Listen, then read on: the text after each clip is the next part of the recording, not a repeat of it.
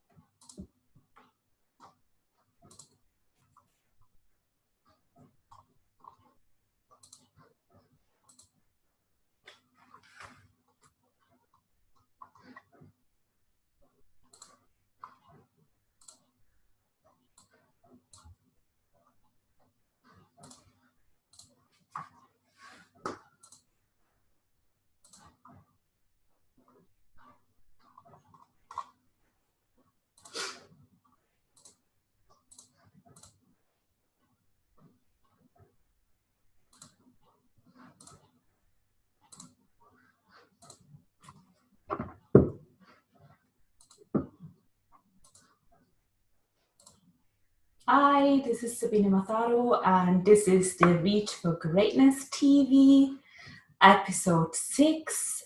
If you are joining us live, please say hello and let me know whether you can hear me and whether you can see me okay. Let me know where you are dialing in from as well.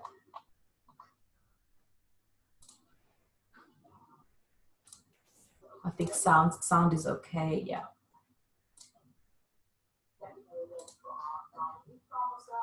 So yeah, the sound is okay. I just want to make sure, because this is going to be a 3-hour show and I've got an amazing lineup of 5 fabulous ladies that are going to come and share what they do, share their expertise, share their insights, because this is all about reaching for greatness in life, okay? And for me, reaching for greatness, it's not just about building a business. Obviously, I am the woman to go to if you want to build an online business. I have women start and grow their business, and I'm partnering with my clients and help them whatever they're sort of struggling with. Quite often it's the technical hurdles, for example, putting webinars together or putting landing pages together, as well as helping them to launch efficiently as well. So I am at heart, I'm a project manager, and this is why I've actually created Reach for Greatness TV, because I love sharing information with women and I love helping other women also reaching for greatness in their life.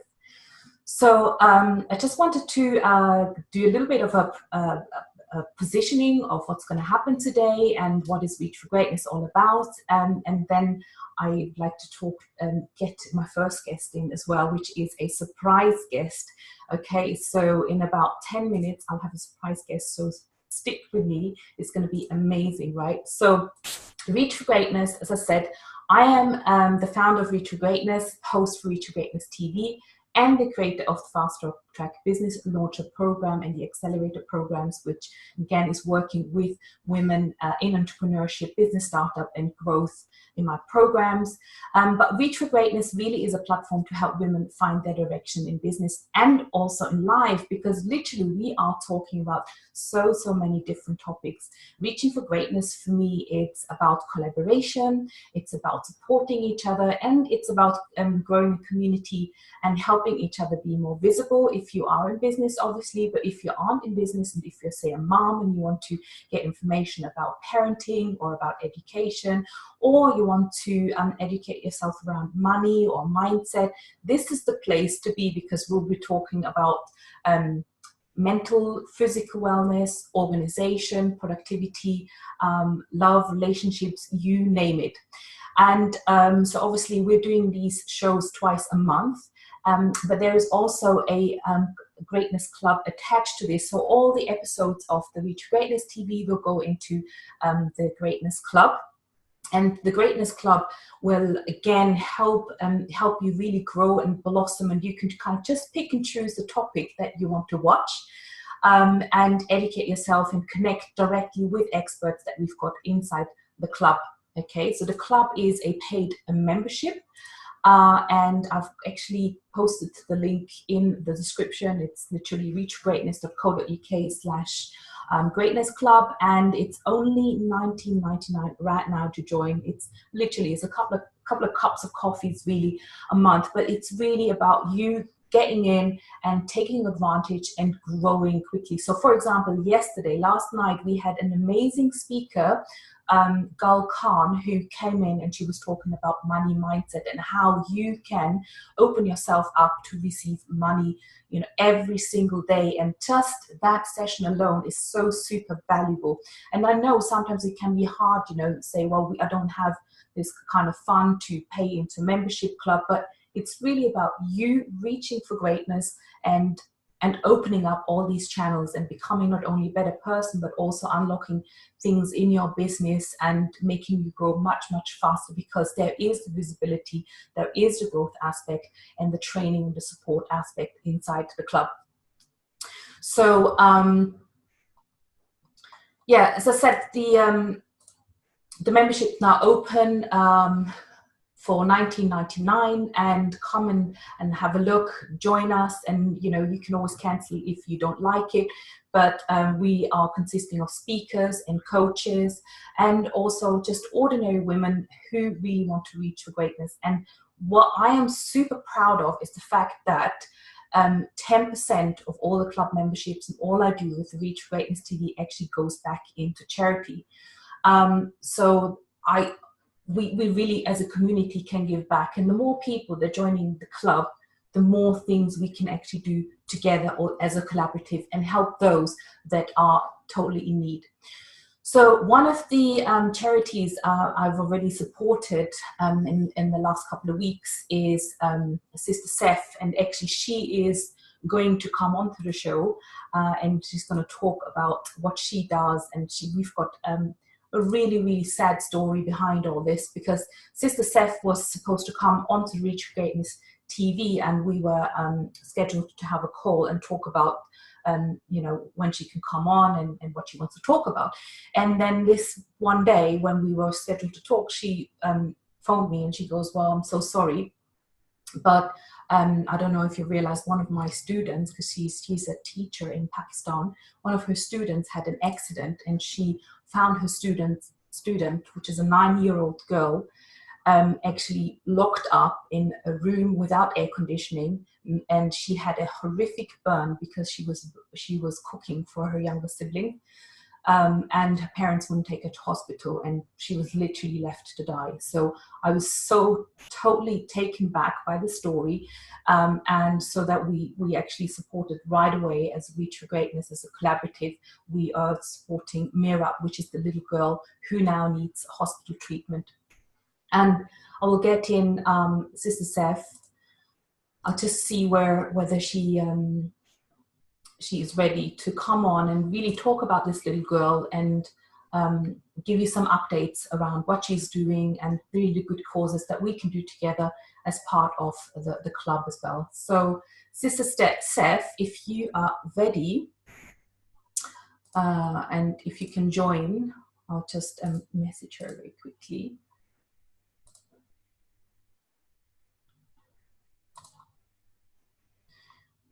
So there she is, fabulous.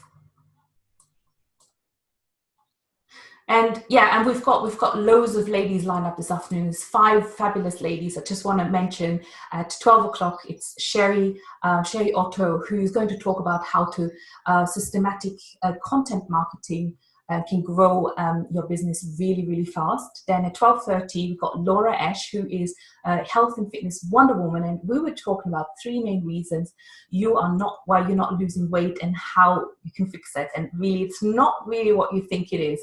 And at 1 o'clock, it will be Sharon Svenson.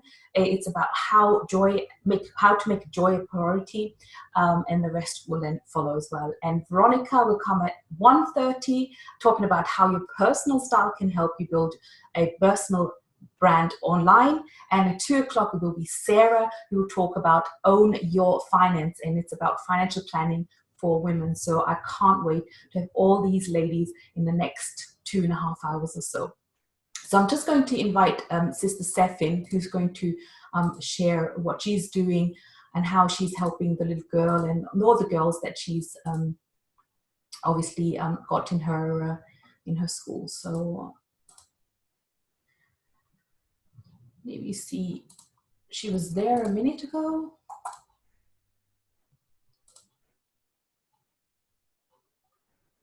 And now I've lost her. Where did she go?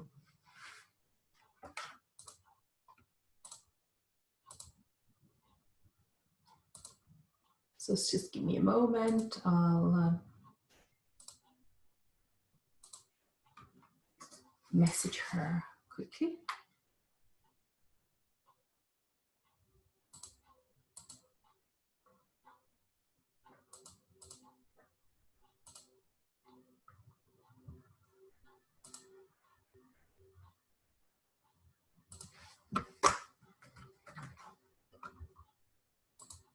So in the meantime, if you have any questions that you would like to get answered, obviously we're talking about so many different subjects, from mindset to lead generation strategies, weight loss, style, and even finance. And also ultimately how we can reach for greatness in life and help others that are less fortunate. So if you've got any thoughts or any questions, I'd like to hear them whilst we're waiting for Sister Zeph.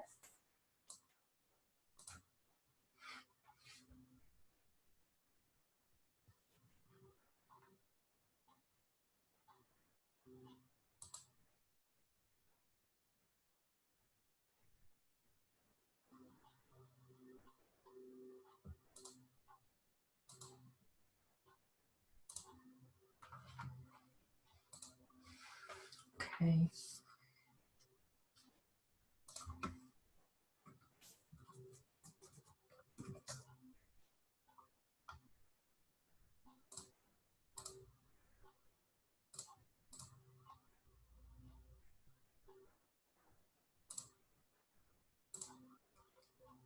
Hi, Sister Zeph, are you there? Yes, I'm here. Hi, we got a video so we can see you as well.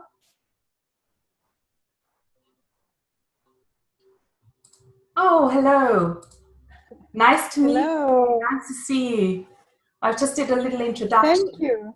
And I was just mentioning what we do on the Reach for Greatness TV and how we help others as well who are less fortunate. And the fact that we were supposed to actually have a pre-chat to get you on the TV. And then unfortunately, there was the incident with your student, Meerab. And I was just saying that we really want to support you much more. And the more ladies we can get into the club, the more finances we can get as well. And I also wanted to let everyone know who's going to watch this and also on replay that I've posted the link, direct link to help fund Meerab's recovery as well. So there's a link just there. So it's gofundme.com and then help us save Meerab. So please just tell us what's been happening and have you got any updates as well?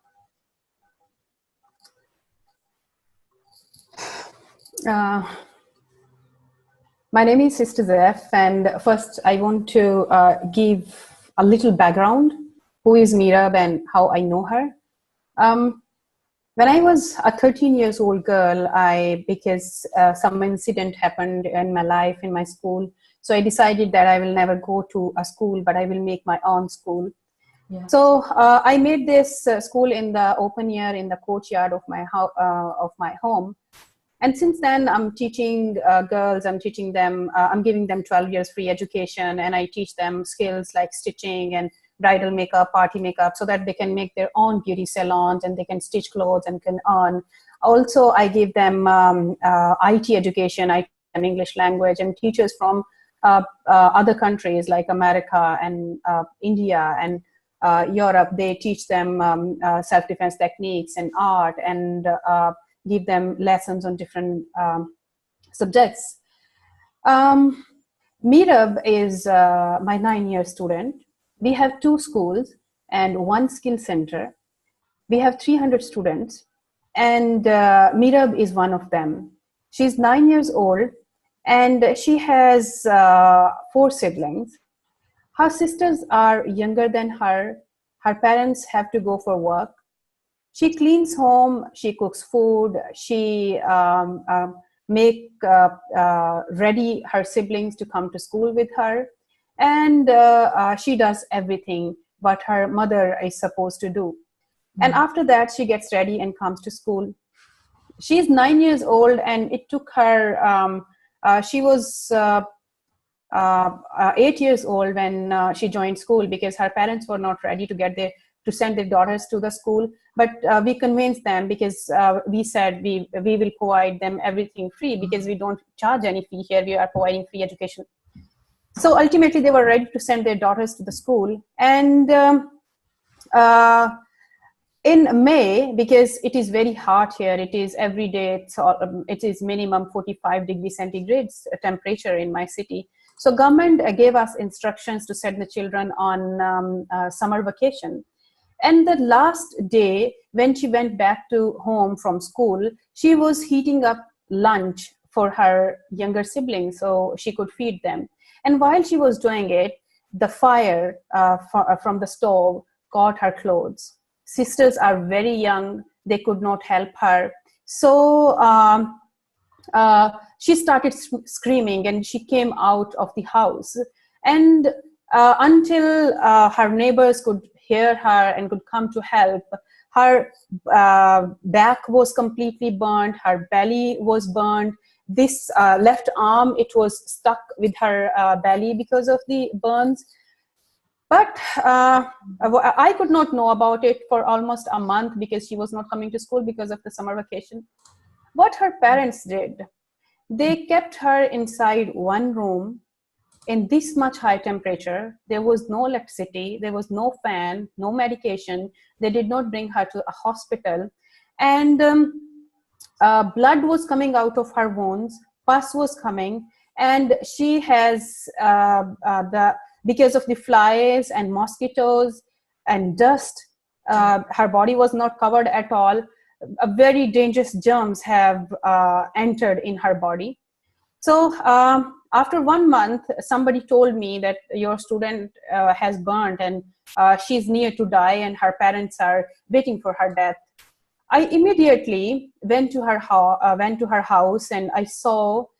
And when I reached there, I saw that she was completely silent, and she was almost dead. Blood was coming out of her wounds, pus was coming, and she did not even look at me. I immediately requested her mother to allow me to bring her to the doctor, and she said no. Then I send some women from our village who are respectable, and I thought she will not deny. She refused. Then I sent my mother, and she said, no, I don't want her to go to the doctor. Let her stay at home and she'll be fine. And then I took 7 teachers from my school, and all of us went to her home. And this time I decided that if she will not allow, I will go to the police. But I told her first, I said, this is a police case, and you are killing your daughter. And if you will not allow me, I will go to police and they will arrest you.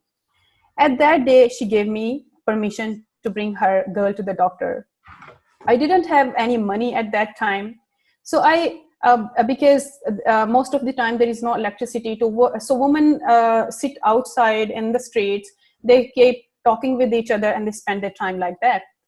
So I went to a street, and there were some women sitting. I asked them, how much money do you have? Because everybody know me here because of my work. They said, why do you need it? And I said, I have to bring Meerab to the doctor. And one woman gave me 15,000 rupees, another gave 15,000 rupees, another gave 12,000 rupees, another gave 8,000 rupees, equal to $500. I collected all this money with my sister. I went to Lahore, because there is no burn center in our city. So we have to drive 2 hours to reach to that city where there is burn center. It was a very big storm in the city that day. Several people died, many were injured, and it was a very heavy rain. We went to a most famous hospital of the city, but they denied. They said the girl is going to die soon and we cannot take her responsibility. She will not be fine now. For a few minutes, I just lost my hope. And I felt like I cannot stand. I just lost my courage. But when I looked back at her face and I gave a smile and I said, they are saying, you go to another hospital, they will give you a better treatment. And in that rain, it took us almost 2 hours, and we went to another hospital. And there, again, they denied. It was midnight. We had no place to live. We live in the third most dangerous country of the world for women. I and my sister were traveling with her. So what we did, we decided to stay in a church that night. So we stayed in a nearby church in Lahore, and then from early morning, we again came back to our city. Now people were telling me, she will not be saved. Don't take her anywhere, just pray for her. And I said, no, I will not give up. I will pray and God will give me help. Then we started spreading the news on the social media. On that day, I again go back to that city, and the third hospital again denied. But on the social media, our friends, you and many other friends noticed this thing, and you saw her pictures and started spreading the message. Meanwhile, our friend Farah, she's an ambassador in UN Women Council. She noticed this news on the Instagram. And because her parents belong to Pakistan, so she knows some people here. She called to a doctor, and doctor told us to come back again the other day. Other day, we went there, and for 4 hours, we have to wait for the doctor. Then he took my call, and he called me to another hospital on the other side of the city. We brought her there. He examined her, and then he said, now you have to drive 2 hours more, and then you have to bring her to a hospital, and we will admit her there. So we went to that hospital, and her treatment has started. Now it's been 15 days. It's the 16th day. She's in the hospital. She's getting treatment, and her plastic surgery is in 2 or 3 days. Her wounds are getting better. She has lost so much blood. We had to give her 2 units of blood immediately. We need more blood to give her in next week. We are giving her a very heavy, very good diet so that she can make her own blood. And if you see her pictures, although her wounds are not completely recovered yet, she's not completely fine, but because of the love which she's getting from the world and the hope which we have given her, she wants to become a doctor now. And she doesn't want it to happen to any other girl. So this is how we are saving Meerab's life. Yes. It's beautiful. It's beautiful. And I'm so happy that she's recovering. I'm so happy that people have this big heart and give and support. And I know you can do so much more for these women and the girls in your school. That is so much needed. And please support Meerab right now. But there's also obviously Sister Zeph has got another funding page which we can also share further, isn't it, where you actually work with the children and the school, and you're funding the school. And I think it's all about educating the women, and for them to have that voice as well, isn't it? I know it's very hard in your country, and with everything that's going on and how it's sort of been set up. But women like you can make all the difference. And we, who are watching this, who have the funds, who, can support only with a little bit, just make so much of a difference. So we would like to send lots and lots of love to Meerab and to Meerab's recovery, and would like to see more pictures, how she's getting on. If you need anyone else to come in, we've got, people who have amazing talent, who may even share some stories or children's stories, or even for your school, that people who have resources that can help you in that way. So you just let us know what you need, and And we'll try to, because we're obviously building this network of amazing, fabulous women who all have such brilliant talents as well. Talking about Meerab, I want to mention here one thing, that in 2016, one of my students, she was in 9th standard, and she was killed by her own brother because of honor killing. And then in February 2017, there was another student. I think you have seen their photos. And now this Meerab, she's just 9 years old. And she told me, because the pain was unbearable, so she would cry in the night, but her father would say, "Don't cry, you are disturbing us and we want to sleep." And that girl started taking that pain in her, and she would get faint because of that pain, because she was not allowed to express her pain and to cry. And it is not just one story. Almost in every house, you see girls whose parents think like they're like girls because they are girls. So yes, I need your help, because I have 300 students. I have to take care of them. I have to provide them many things. I have 15 teachers. I have to pay their salaries. I have to pay utility bills. I have to buy a lot of stuff for my students, because these are very, very poor people, and we have to provide them everything. But along with that, I think there should be it should be treated like an emergency when it comes to the girls in developing countries. We should share their stories as much as we can. Just imagine for a minute, just imagine if you have a 9-year-old daughter. I'm talking to all the people who are listening to me.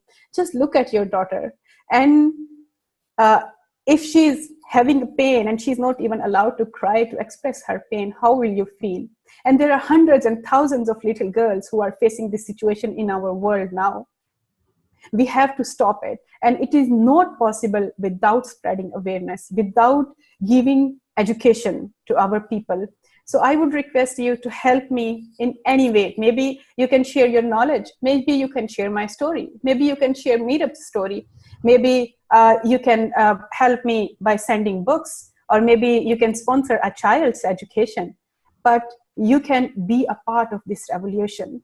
Mm-hmm. I need your help in any way you can.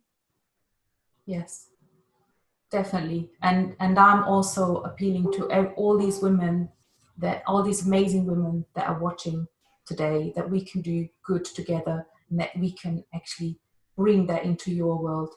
And is it also a case that perhaps even men have to re-educate how they're treating the women, or how they're seeing the society as well? This is very important. That's why in our schools we have taken boys also until 5th standard, because this is the age when you make a foundation for a person. So we have taken boys until 5th standard. They are getting education with girls. It was very difficult for me, because people don't send their daughters when it is co-education, but I decided to do it. I decided to convince the parents, and now we have boys also. One thing. Second thing is that in our society, I always say this thing, that in our society, they prepare girls to be wives and to be mothers only. And we who want to make a difference, we should take advantage at this time of this mentality. We should give more and more education to the girls, because these are the girls in developing countries whose parents think that their goal is to become mothers. And when they will become mothers, they will educate their children from their wombs. They will start educating them. And this is how either they have sons or they have daughters. They will educate them to respect women, to treat them equally. So yes, we not only have to educate women, but we have to educate boys and men as well. But again, if mothers will be educated, the whole society will be educated. Yes, and that sums it up so beautifully and closes this discussion, because this is why I have created Reach for Greatness, for women. This is the whole. Thank you very much for such a great platform. Thank you so much. And sister, it will not be the last time. We will bring you on again, and hopefully you have some more updates and some pictures of Meerab as well, and of your beautiful school and what you do. It's amazing. Thank you so much, and God bless. Thank you very much for giving me this opportunity. You're welcome. Thank you. Lots of love. Thank you. Thank you. Okay, so that's our sister Zeph, who is an amazing woman, who's literally on the cold face and is doing amazing work in the developing countries. So if you can find your heart and support her, there is a link to donate to Meerab's case in the description as well, and I'll just drop the link as well again. So Sheri is already in the weight room, so we're gonna switch topics now. So we're going to talk about how to use systematic content marketing to grow your business fast. So we are doing a business topic now. So if you are a woman, an entrepreneur, you will probably want to know how you can actually use your content marketing well, so that you can systemize it. And I mean, I know I'm struggling with this a little bit, so I'm really looking forward to seeing Sheri sharing some of her tips and tricks. So Sheri, you're on. Hi Sheri. Hello. Can you hear us? Oh, yes? Hi. Hi, you're on. Okay, great, good. I just did a little introduction, and I said I'm super excited because I'm even struggling with the content management, content creation in my business, and I think it's just a fabulous topic to pick up and really talk and help all these entrepreneurial women that when they are actually listening in. So it's over to you, Okay, well, what you do, and then we'll have a bit of a discussion. And ladies, if you are watching live, please say hi. Don't hide, right? Right.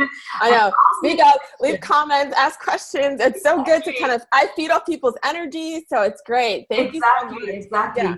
So don't be shy, okay? Just ask questions. This is what we're here for. You've got the opportunity, if you're watching live, obviously, to ask questions. Even if you're watching replays, Sheri and I will go through any comments, and we'll be happy to answer your questions afterwards as well. So Sheri, I'm just going to grab a chair very quickly, because I'm standing here and I'm thinking, I want to make myself a bit comfortable now. Get comfy, girl.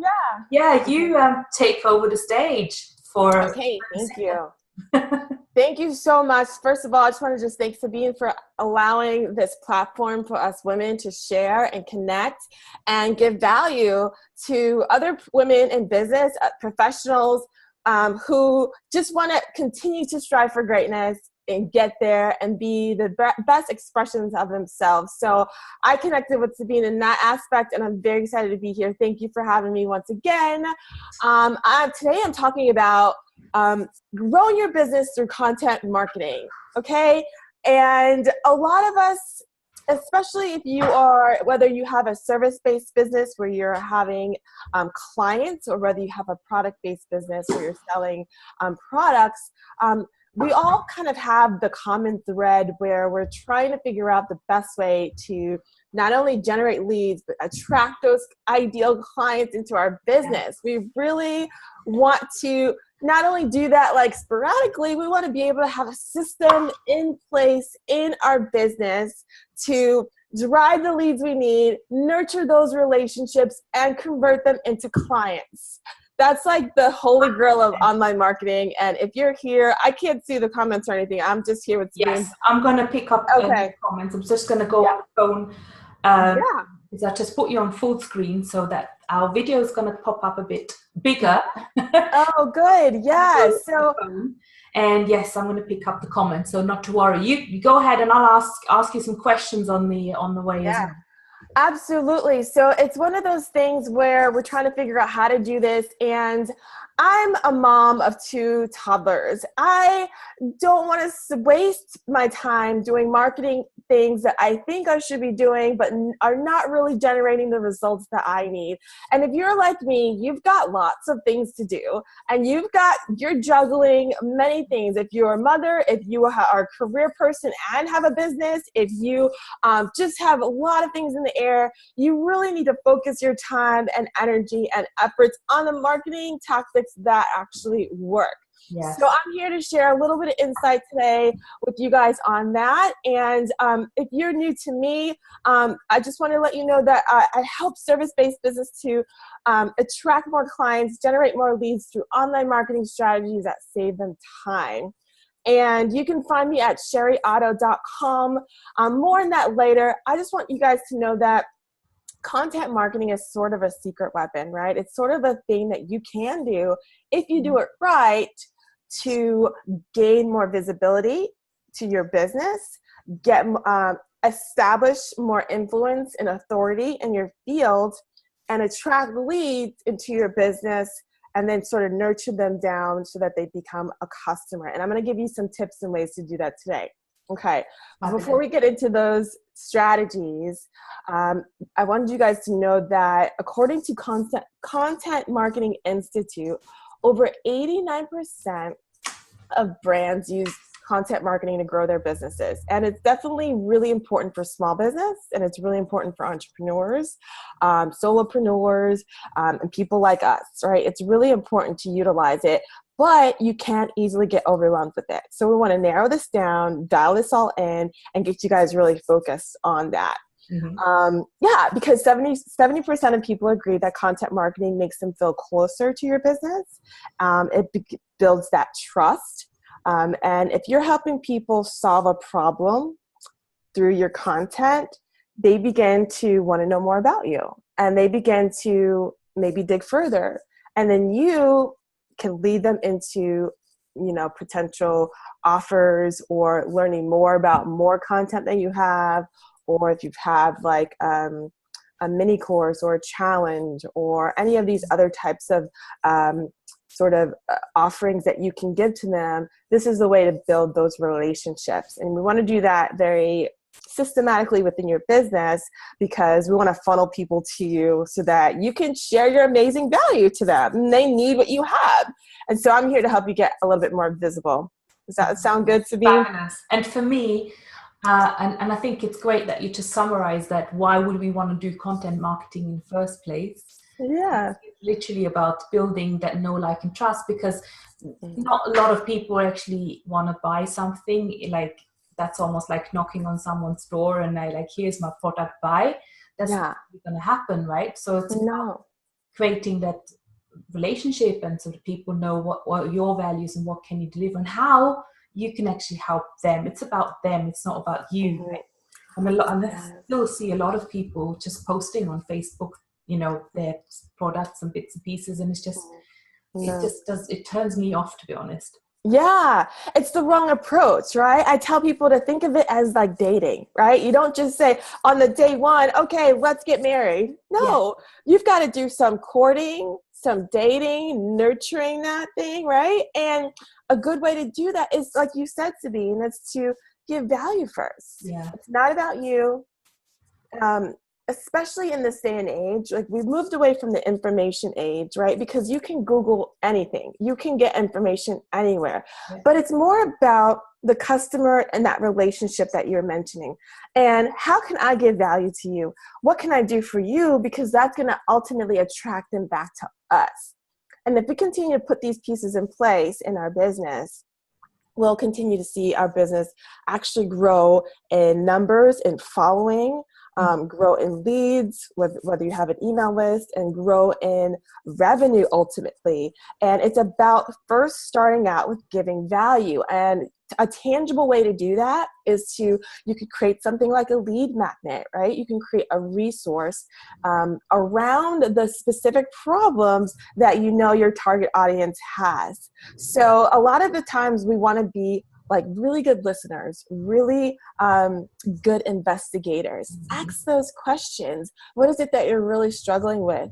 And what is it that you really want as, in your business? Or if you're a health coach, you want to lose weight, ask that second question. Why do you want to lose weight? What does it mean for you? And you begin to write that down and compile this data, because this data, they're like gold nuggets for you. This is going to be the keys to creating really valuable content and really great sort of resources and freebies that you can provide upfront to get them to build that relationship and start generating that interest, that know, like, and trust factor, those things that make them want to be drawn into your business, check you out online.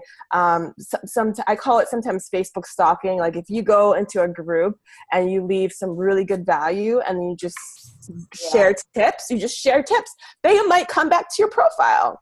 Right? And so they'll come to they'll Facebook stalk you, which I don't mind, because I have links going to my landing pages on my Facebook profile, right? That's called the Facebook funnel. So you want to just start out with creating valuable content that answers their questions, solves their problems, and yes, shares a little bit about you, but it's not really about you at first. It's definitely about, okay, I know you have this issue or this struggle.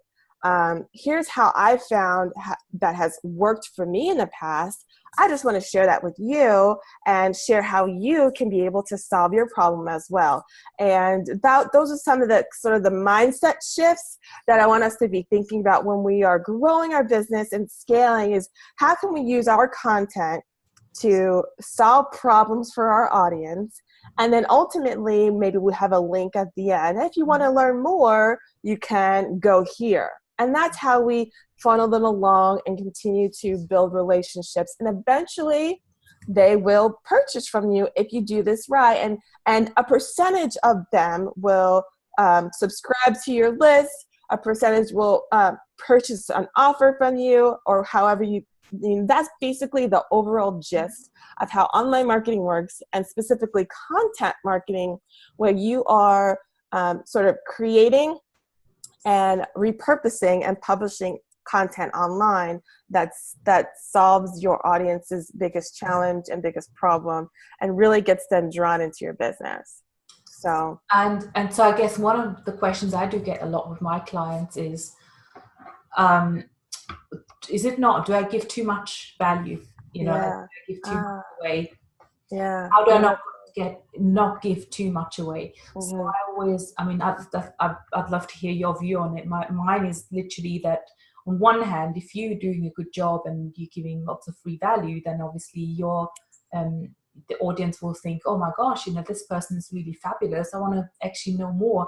And quite often it doesn't really always solve the whole problem, even if you have like an ebook or what have you, right? And that's the thing, like, even if we go on YouTube and find free videos, it may not actually help with exactly the transformation that we need, because quite often it needs a deeper sort of program to be working with someone on a one-to-one or in a group program.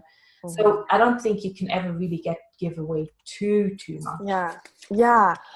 Sabine, I agree with that. I'm on the side of the fence where, if you're helping them solve a problem and you're giving away that value, they're going to want to know more, because you're not covering all their problems, right? And so there's two sort of modes to think about when it comes to if you're giving too much value away in your content. One is, don't hold back.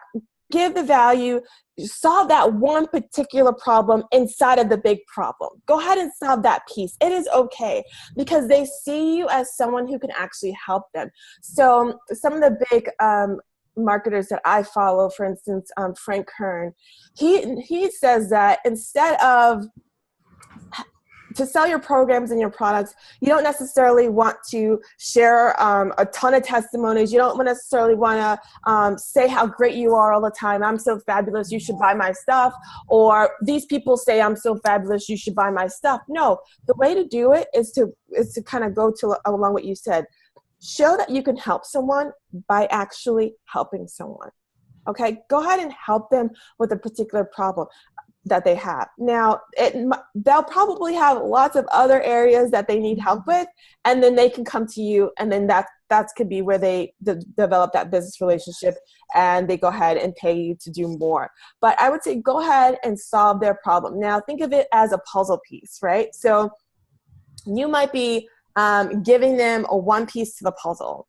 But they need the whole puzzle, and they still need help with other areas of this particular topic. So they'll remember that, oh my goodness, that Sabine person or that Sheri lady, she helped me with this thing. I'm sure she's got the answers for the other problem. I'm going to go back to her and do that. So I would not be afraid to go ahead and give the value, solve that particular problem, and then move to the next thing. One quick example before I move on.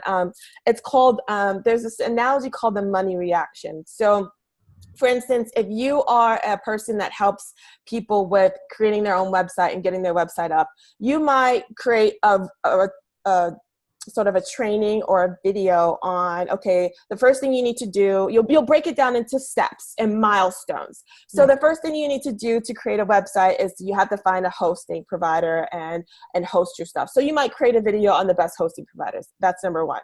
Step two is you have to have a domain name. So you might have a article or a blog post on that, step two. So you've helped them solve these problems. Now, if they want to do the last step to this puzzle or the last phase, that's when you say, okay, pull out your credit card, pay me, right? So you've helped them do this. You've helped them do this step two. You might have helped them do step three, but to really get it launched and to really do the big, create the big offer, create the big launch for your website, then that's when they have the opportunity to enlist you and pay you to finish that off for them. So that's kind of how I would think about it. Yeah, absolutely. So, and I think we're going to have a part two in a minute because I've already got the next question ready. I'm thinking now. But I just wanted to have give a quick shout out to Rachel and Laura and Sister Zeph, who are actually watching, and they're sending lots and lots of hearts. Oh, good. Thank you. I can't see it because you're in Zoom room. So yes, thank you guys. Bye. Fantastic. Yes. Absolutely. Listen, guys, sometimes I know that it's hard to put content marketing into your business, but I want to leave you with two really main concepts if I can. One is to have a very clear brand message. When someone asks you, what do you do? I want you to be able to pull that out and be able to answer that in a very succinct way, and have the concepts that are tied to your brand, right? And this starts with just understanding your customer. We talked about that more. What are their challenges, their pain points? That's called the customer-centric perspective, the customer perspective. But then also the internal perspective. What are you good at? What are your strengths? What's your vision for your business? And then the last component is called like the marketplace perspective. That's more about where you fit in the marketplace and how you can distinguish yourself. And if you want to know more about that, just go ahead and Google keywords around your business.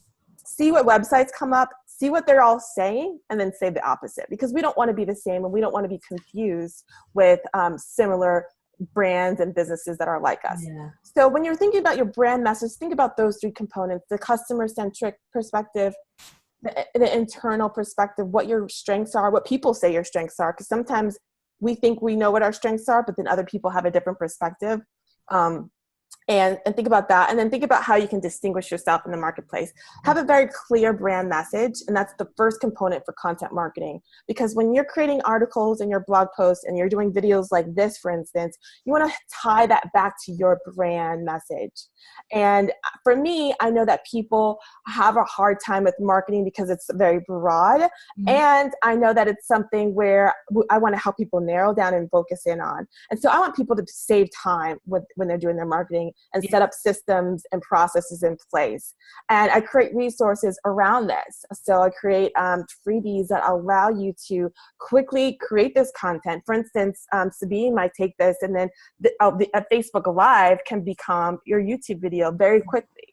And you can strip the audio from the Facebook Live and it can become a podcast very quickly. And you can even transcribe it to become a blog post very quickly. Yeah. And there are a lot of tools and resources that you can do all that. And you're basically taking one piece of content, putting it on 5, 6, 7 different platforms, and you're doing this within 30 minutes to an hour, and you can get back to doing what's really important for your business. So taking content, and that's basically the concept of repurposing your content. Think about ways that you can take one thing and sort of make it into more things. That way you're getting more mileage from your content, and you don't have to create as much. You basically just reuse, wash, reuse, recycle, repeat, right? And then do the next cycle. I call them cycles. So you take a topic, you put it on different platforms, you reformat it a little bit, and then you do the next topic. And so that's why it's really exciting to think about content marketing in the sense that it can save you time because you can repurpose it. And when you're repurposing it, the strategy behind that is to not only tie it back to your brand message that we just touched upon, but also see how you can lead people to the next level in your business. So be strategic about, now that I've given you so much content and now that I've helped solve your problem, how can you then take that and say, okay, I would love for you to check out my Facebook group, or I would love for you to go check out this mini course, it's free. And then they commit to a longer period of time with you. So it's kind of back to that dating analogy. You give them a free resource. Okay, great. Here's a link to my free mini course. And then from there, you might say, oh, if you love this, you're going to really love my membership site. You should click here. You see how that's the funnel, and that's the relationship building. So that's what content marketing really does for us, guys. It really allows us to be visible, be seen, generate leads to our business, and then lead them to the next phase of our business. So don't be afraid to ask for the click-through. Some people say, ask for the sale, ask for the click-through. Click through here. Go check out. Action. Yes. Yeah. Would you always have a call to action? I would say yes. I mean, I have that marketing brain. I'm always like, okay, yes, bring them to the next level, because here's the deal. Like, that's your strategy, right? So, and a lot of people, won't necessarily click through, but they might do it the next time. So let's say you have a subscriber list of 1,000 people. In your email, you might put a call to action in the PS. And let's say your open rate's 50%. So 500 people, and we'll open it. Maybe only 20, maybe only 100 or so will click through. So I would say always leave the opportunity open for them to learn more, because you don't feel afraid that, oh, you're being pushy, or you are being salesy or too promotional. Some people are going to want the opportunity to go deeper with you because they're starting to know, like, and trust you. So don't leave out the opportunity because of our own internal blocks. Give them the opportunity. If they want to, fine. We'll leave it up to them and we'll put it into their court. Yeah. That's how I would answer that for sure. Fabulous. Absolutely. Yeah. Fabulous. So, do you have a tool where you actually store your content that you can maybe just quickly mention? Yeah, absolutely. So content marketing, I was just talking about repurposing. A lot of times people don't really have a plan or an agenda for their content.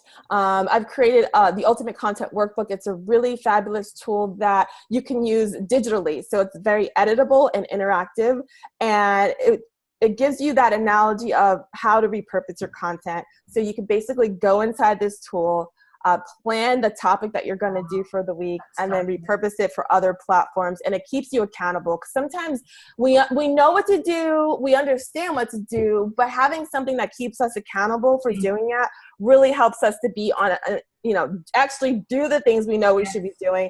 And so, yeah, I'll have that resource for you. That's so important. That's so important, because you kind of may do it for 2-3 weeks and then you fall down because it's like constant. And I think this is important, where we actually can maybe even create some content further ahead, so that we're not actually stuck on the days like, oh my gosh, I should be posting something on Facebook. It's like panic. I have no ideas, so. Oh, absolutely. Yeah, the tool will give you ways to create your topics, and then you break those topics down into the platforms you want to use, and then you can also schedule it out for you, so you see when it's going out and what platforms, and you can do this all online on your computer, on your device. So we'll have that resource for you a little bit later, but that is a fantastic resource. Yeah.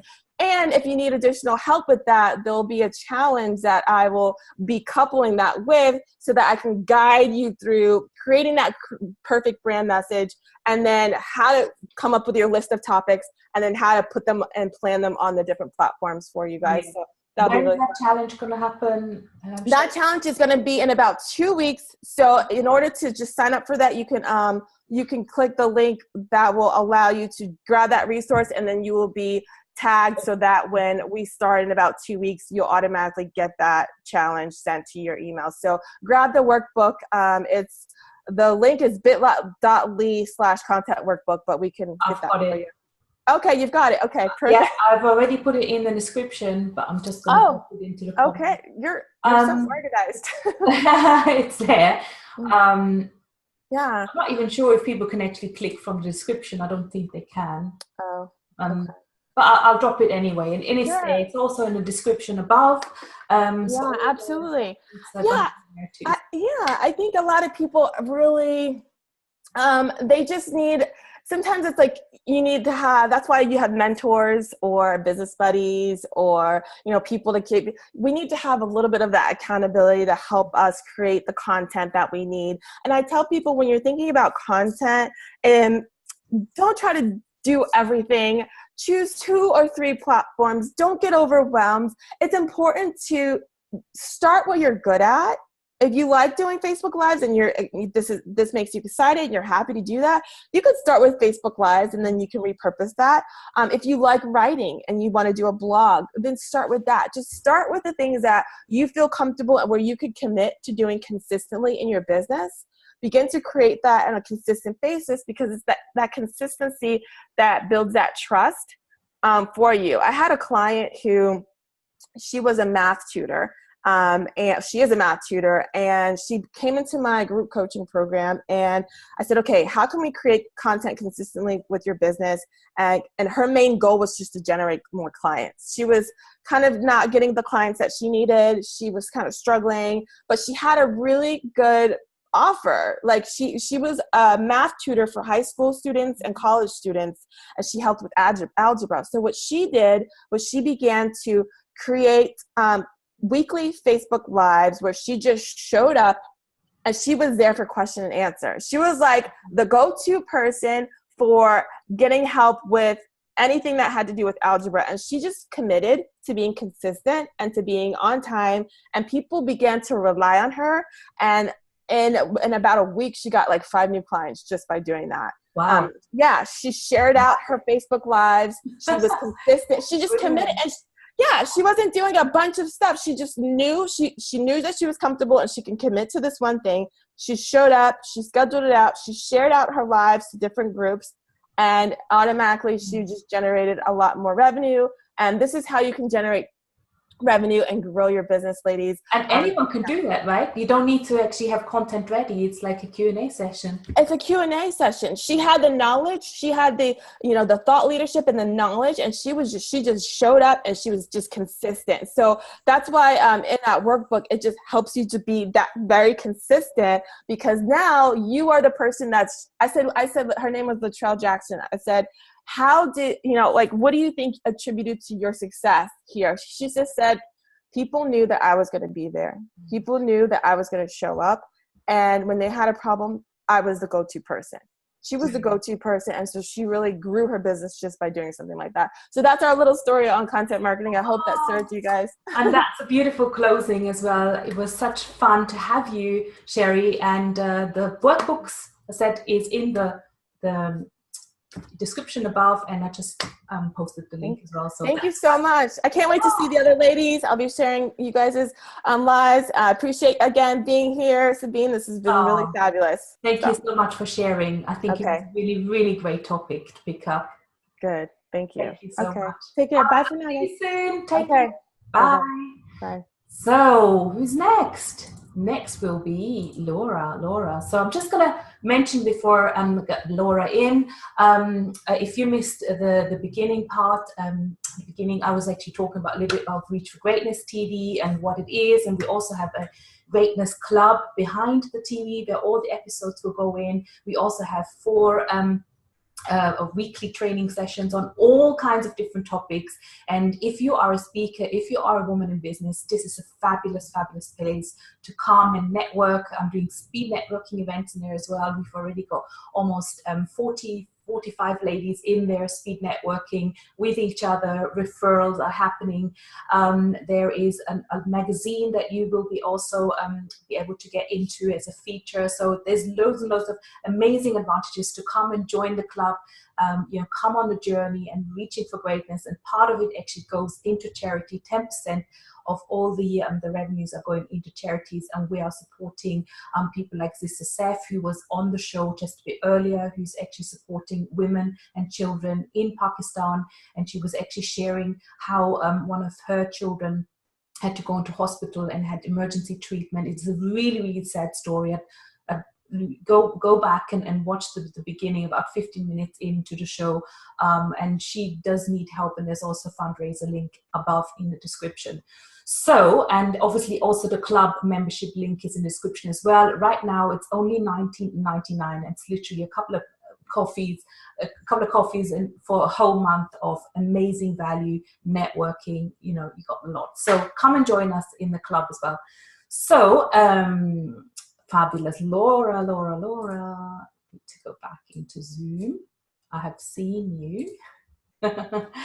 And Laura, she is one of my amazing, she's a lady to look up to, literally.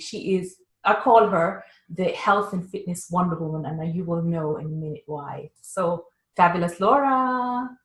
We're on. Hi. What's up? How you doing? Hey. So great to have you. I mean, Laura, as I said, I really look up to Laura. I've known you for about a year now, and I've wanted to have you on one of these interviews for quite a while now.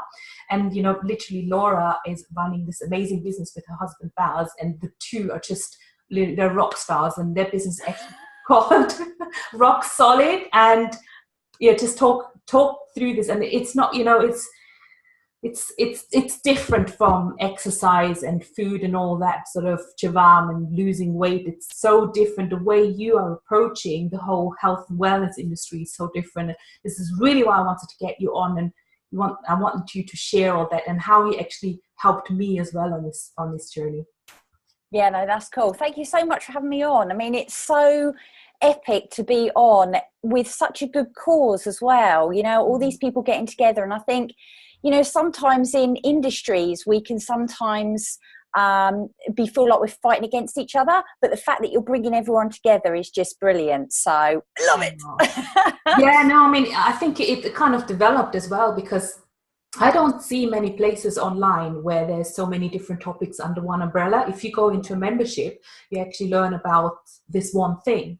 But then I realized not every woman is an entrepreneur, and I'm a mom. I want to know about being a good parent, and now I'm looking at exams and getting tutors in as well. And obviously mindset was another thing that I've not really connected, because I was literally head down and a business project manager in a way. Yeah. Right? So that's why it's so beautiful. I love relationship. It's so many topics that we can all benefit from, and maybe in different people are in different parts of their lives, in different phases, and maybe not now, maybe you need it in 3 months or in 6 months time, but it's all there. It's a big library. Absolutely. So what are we here to do? We're here to talk about... I love your t-shirt, by the way. Thank you. Sarah Muscura netball. Was it volleyball team? Yeah, it's the volleyball team. So there you go. I'm off to play volleyball later. I haven't got fun like the volleyball players though. But anyway, so we're here to talk about like health and fitness and all that kind of stuff. And, here's the thing. We can all go to the gym. We can all lose weight, right? But the problem's keeping it off, isn't it? Right? The problem is actually not going for the food when we're stressed. The problem is not putting on the same, half a stone that when we go on holiday, we put it on and we think, oh, I'll get rid of it afterwards. Or, the fact that you're frightened to go in the gym. And, the problem for me is I don't want a diet. It's, for me, long term, it's just not going to work, because the diet for me is thinking, like, psychologically, I need to actually cut out the foods that I really love, and I love eating. Yeah. Well, here's the thing, I did a post in our free group the other day about kind of diets, why they work and why they don't work. And if you look at any diet, it's great because they give you structure. Come on, they tell you what to eat and what not to eat. That's what they do. But the problem is with a diet, you're either on or you're off. Yeah. And that's not what we're taught nowadays. We're not taught how to live a healthy lifestyle. So many of us have been brought up with mums that have done loads of diets. You know, you would just know, oh, mum does a diet. Do you know what I mean? And so naturally we follow that blueprint. And so, you know, I just think that if we live a healthy lifestyle, then we're not going to be that on and off, in and out, up and down, yo-yoing, all that kind of stuff. But I think even before we get to all of that stuff, there needs to be some groundwork laid, because there's, you know, a few problems. Number one is getting started. Number two is sticking to it. And then number three is noticing your behavioural traits. Would you agree? Oh, completely. It's almost like, oh my gosh, I'm going to get started on Monday. I'm just going to have a binge over the weekend. And then Monday comes like, oh yeah, I'm supposed to be on a diet today. Yeah, absolutely. And, you know, here's the thing, right? Getting started, there's no denying there's so much out there. If you type in diet, exercise into Google, there's millions of stuff that comes up, and it completely overwhelms us. So we think, I don't know where to start. But the problem is, a lot of our, am I allowed to swear? I won't. It might, you know, a lot of our BS gets in the way, and our BS is our excuses, you know, and they're things like, I'm tired, I'm busy. Yeah, everybody's busy nowadays. You show me someone who isn't busy, right? And the problem is, where we get so confused, where we get overwhelmed, we kind of put it on the back burner, and then we start to put those excuses in there. But then the problem is, we then become those excuses. So then we start to reinforce that I'm lazy, I'm no good, I'm this, I'm that. And then what happens is we just kind of stay where we are. And then from that as well, we don't end up looking at what we actually do want. We just want to lose some weight. Is that really going to be motivating? You know, what is it you really want? What are your goals and aspirations? Because you're more than just a number on the scales. You're more than just the label in the back of your clothes, right? You're a mum, you're an entrepreneur. What is it you want in life? What is it you want to achieve? And then once you set your, you know, get rid of your excuses, then you can start to do that. And then the third stage to get going is looking at, right, what are the consequences if I do? And what are the consequences if I don't? And that's just the first stage of it to get you going, to give you that motivation, to give you that clarity and that focus. And I know you've been through that process. Yeah. And for me, it was quite a revelation, because I realized that, and now quite often this probably doesn't just happen with food or also exercise. I think it's generally, even in business, you have these expectations. You set like, oh yeah, I'm going to go to the gym 3 times a week, and I'm going to eat only 1,000 calories a day. And then when it doesn't happen, it's like, oh my gosh, it's all like the world's kind of ended. Absolutely. And what you taught me is like, all right, have what is it, A, B, and then the C sort of expectation. Yeah, totally. Amazing. I love that concept. So what the top expectation is like, go 3 times a week, but B would be like twice a week, and once a week would be like C, and any of those are good. Absolutely. And, you know, there's another thing that you can look at that I was taught by one of my coaches, and that was MTO goals. So that's minimum, target, outrageous. So as you say, ABC, you know, so it could be like, you know, my A1 is like, right, I'm going to go 12 times in a week. Do you know what I mean? Or something like that. And then you have these things to reach. But that's the second problem, is sticking to it. And the reason we don't stick to it is because we haven't got good foundations. We haven't addressed simple things like sleep, like water, you know, really simple stuff. Exactly. And we set too high expectations. And the problem is, when we set a too high expectation and when we don't meet it, it's like, well, I'm rubbish, I'm useless, I told you I wasn't any good at this, I knew it wouldn't last long, boom, and you're back down where you started. So being able to go, right, okay, let's face up to this. What excuses am I making? what am I devoiding my responsibility of? Let's really look at that. Then let's look at, right, what are your aspirations? What are your goals? What do you want from life, right? And then asking the question, right, what is going to happen if I do get those and I get rid of my excuses? And what's going to happen if I don't? And as you say, even in the business world, looking at it like that, having that simple structure, it gives you clarity and focus, and it gets rid of a lot of barriers. Well, and when I did this exercise with you guys, one of the things that came up for me in terms of so if I didn't lose the weight, or if I didn't have a healthy lifestyle, was the question, I think. Literally, I went down a rabbit hole, and the worst case was like, I'm going to die earlier. And that would mean I'm not going to be able to spend the time with my children that long and stuff like this. It was really spooky. Yeah. I maybe have to remind myself every so often. I know this is quite bad, but you know, I mean, that is sort of a very deep why, in terms of why do you want to change your lifestyle, and what's the whole purpose around it, rather than just thinking, I'm just going to do it because everyone does it, and this is how everyone should be, because these are the models and on a magazine, and this is the norm, and we should be all striving to be like that. It's probably not really the right sort of angle. Yeah, and I think really if we focus on health rather than weight loss, because when we focus on weight loss, again, that's a lot of pressure. Whereas if you can wake up and you say, right, how can I be healthy today? What's the most healthiest choice I can make today? And, you know, waking up in the morning, it's like a game show. Right, do I have the porridge, or do you have the bacon sandwich for £1,000? What would be the right decision? Porridge. Okay, so you go for the porridge then. When it comes to snacks, let's play the healthy game. Are you going to go for the Mars bar? Are you going to go for the carrot sticks? Or are you going to go for the apple? And it's like, right, okay, well, clearly I'm not going to go for the Mars bar. And it's laying it out almost like that as a game show. I might be losing on these games.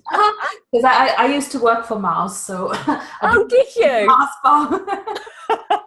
I do like a Mars bar every now and again. I will admit that.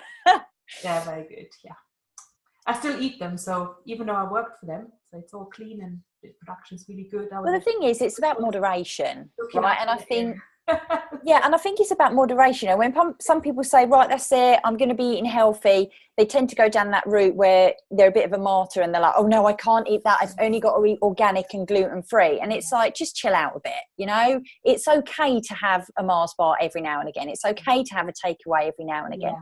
Baz and I do once a week. We have a Saturday night, and we'll kind of have what we want. Okay, that's brilliant, and that's lovely. That's why psychologically you don't think you've got to actually avoid certain foods, so you can't have that. Yeah, you can't sort of celebrate, because quite often you want to go out and to a restaurant, and there's not always a control. And always eating salads is really, really boring. Yeah, definitely. And then you'll crack, because you'll be like, oh, this is boring, this is crap, I ain't going to do this anymore. And then that's it. It all goes out the window because you set that expectation too high of that you're never going to touch that stuff again, you know. And we've got to think realistically. We're mums, we're business women, and we've just got, as I say, make that healthy choice every day. And it sounds crazy that it's as simple as that, but it really is as simple as that. I mean, you know, we started Freedom 7 a year ago, and we've had 400 people go through it, and they've all realised how simple it can actually be. And they're losing weight left, right and centre, doing stuff they'd never thought they'd do before, but we haven't given them any meal plan, any exercise. We simply asked them, what are your excuses? What are your goals and aspirations? What happens if you do? And what happens if you don't? That's it. And people are going crazy because they're just like changing stuff from those simple questions, that simple thing. Absolutely. And another thing for me, and it still is a struggle, it's about planning ahead. Mm-hmm. Yeah, Absolutely. You know, you plan in your business. Like Sheri was on just a minute ago. I know she's popped a question up, so we'll get to that in a second. You know, and she's talking about planning stuff and all this kind of thing. And it's so important. You plan in your business. You set your diary up. You know, right, I knew today I had a meeting with you. Do you know what I mean? So I put it in the diary. You plan the week. Right, what's my content? What campaign am I running? How am I going to get people in? You plan like that. So why don't you plan your food? I know when I was in the police and Barry's in the prison service, we had a board and we would write down what we were having, breakfast, lunch and dinner every day. So then we don't go, let's open the fridge. I don't know. Oh, come on, you make the decision. I just don't know what I fancy. And then you get the bowl of cereal out, right? And it's just pick a few meals. Pick 3 or 4 that's really easy to make and just start there. Breakfast can be the same all the time because that's easy. Do you know what I mean? Make it easy for yourself with snacks. Get some fruit, get some oatcakes, get some peanut butter, you know, all this kind of stuff. Yeah. And just make it really simple for yourself because otherwise you ain't going to do it. Yeah, that's the thing. If it's too complex. And that's, I guess, what Sheri's asking. How do you start making little changes for a healthy lifestyle when you've got a business and kids and other commitments? Absolutely. And you know what? It is literally taking it one step at a time, nice and slowly. You know, Sheri seems like the sort of person as a go-getter and, you know, she likes to do stuff 100%. But here's the thing. It's like, okay, if you're 100% at something and all in, sooner or later it's going to crash and burn, right? If you're 0% in, you're going to feel crap. So it's about being about that 70, 80% in. So Sheri, I would be looking at your lifestyle and seeing, right, when can I get stuff in? And looking at it as a priority. So looking at it as to say, right, what do I actually want to achieve this week? Can I do 2 workouts this week at maybe even 20 minutes long? You know, there's loads of stuff you can find on the internet. Obviously, you come to us. And you just kind of look at that. You go, right, I can get that in there and I can get that in there. Right, how can I make a healthy decision today when it comes to eating? You've got the choice. You either go for the Mars bar or you go for the apple. And it is simple as that. And this stuff, getting your water in, 1.5 to 2 litres a day. It's so important. Looking at your sleep. Okay, so let's track your sleep. What's that like? Can you sleep at night? Have you got busy head? Do you wake up foggy in the morning? What time do you go to bed? What time do you get up? You know, do you have a morning and evening routine? And it is literally just shoehorning it in and looking, well, is my health my priority? Because at the end of the day, if you don't have your health, you don't have your business. And I know that, you know, with my bipolar and all this kind of stuff, I need to look after myself, otherwise there isn't going to be a rock solid.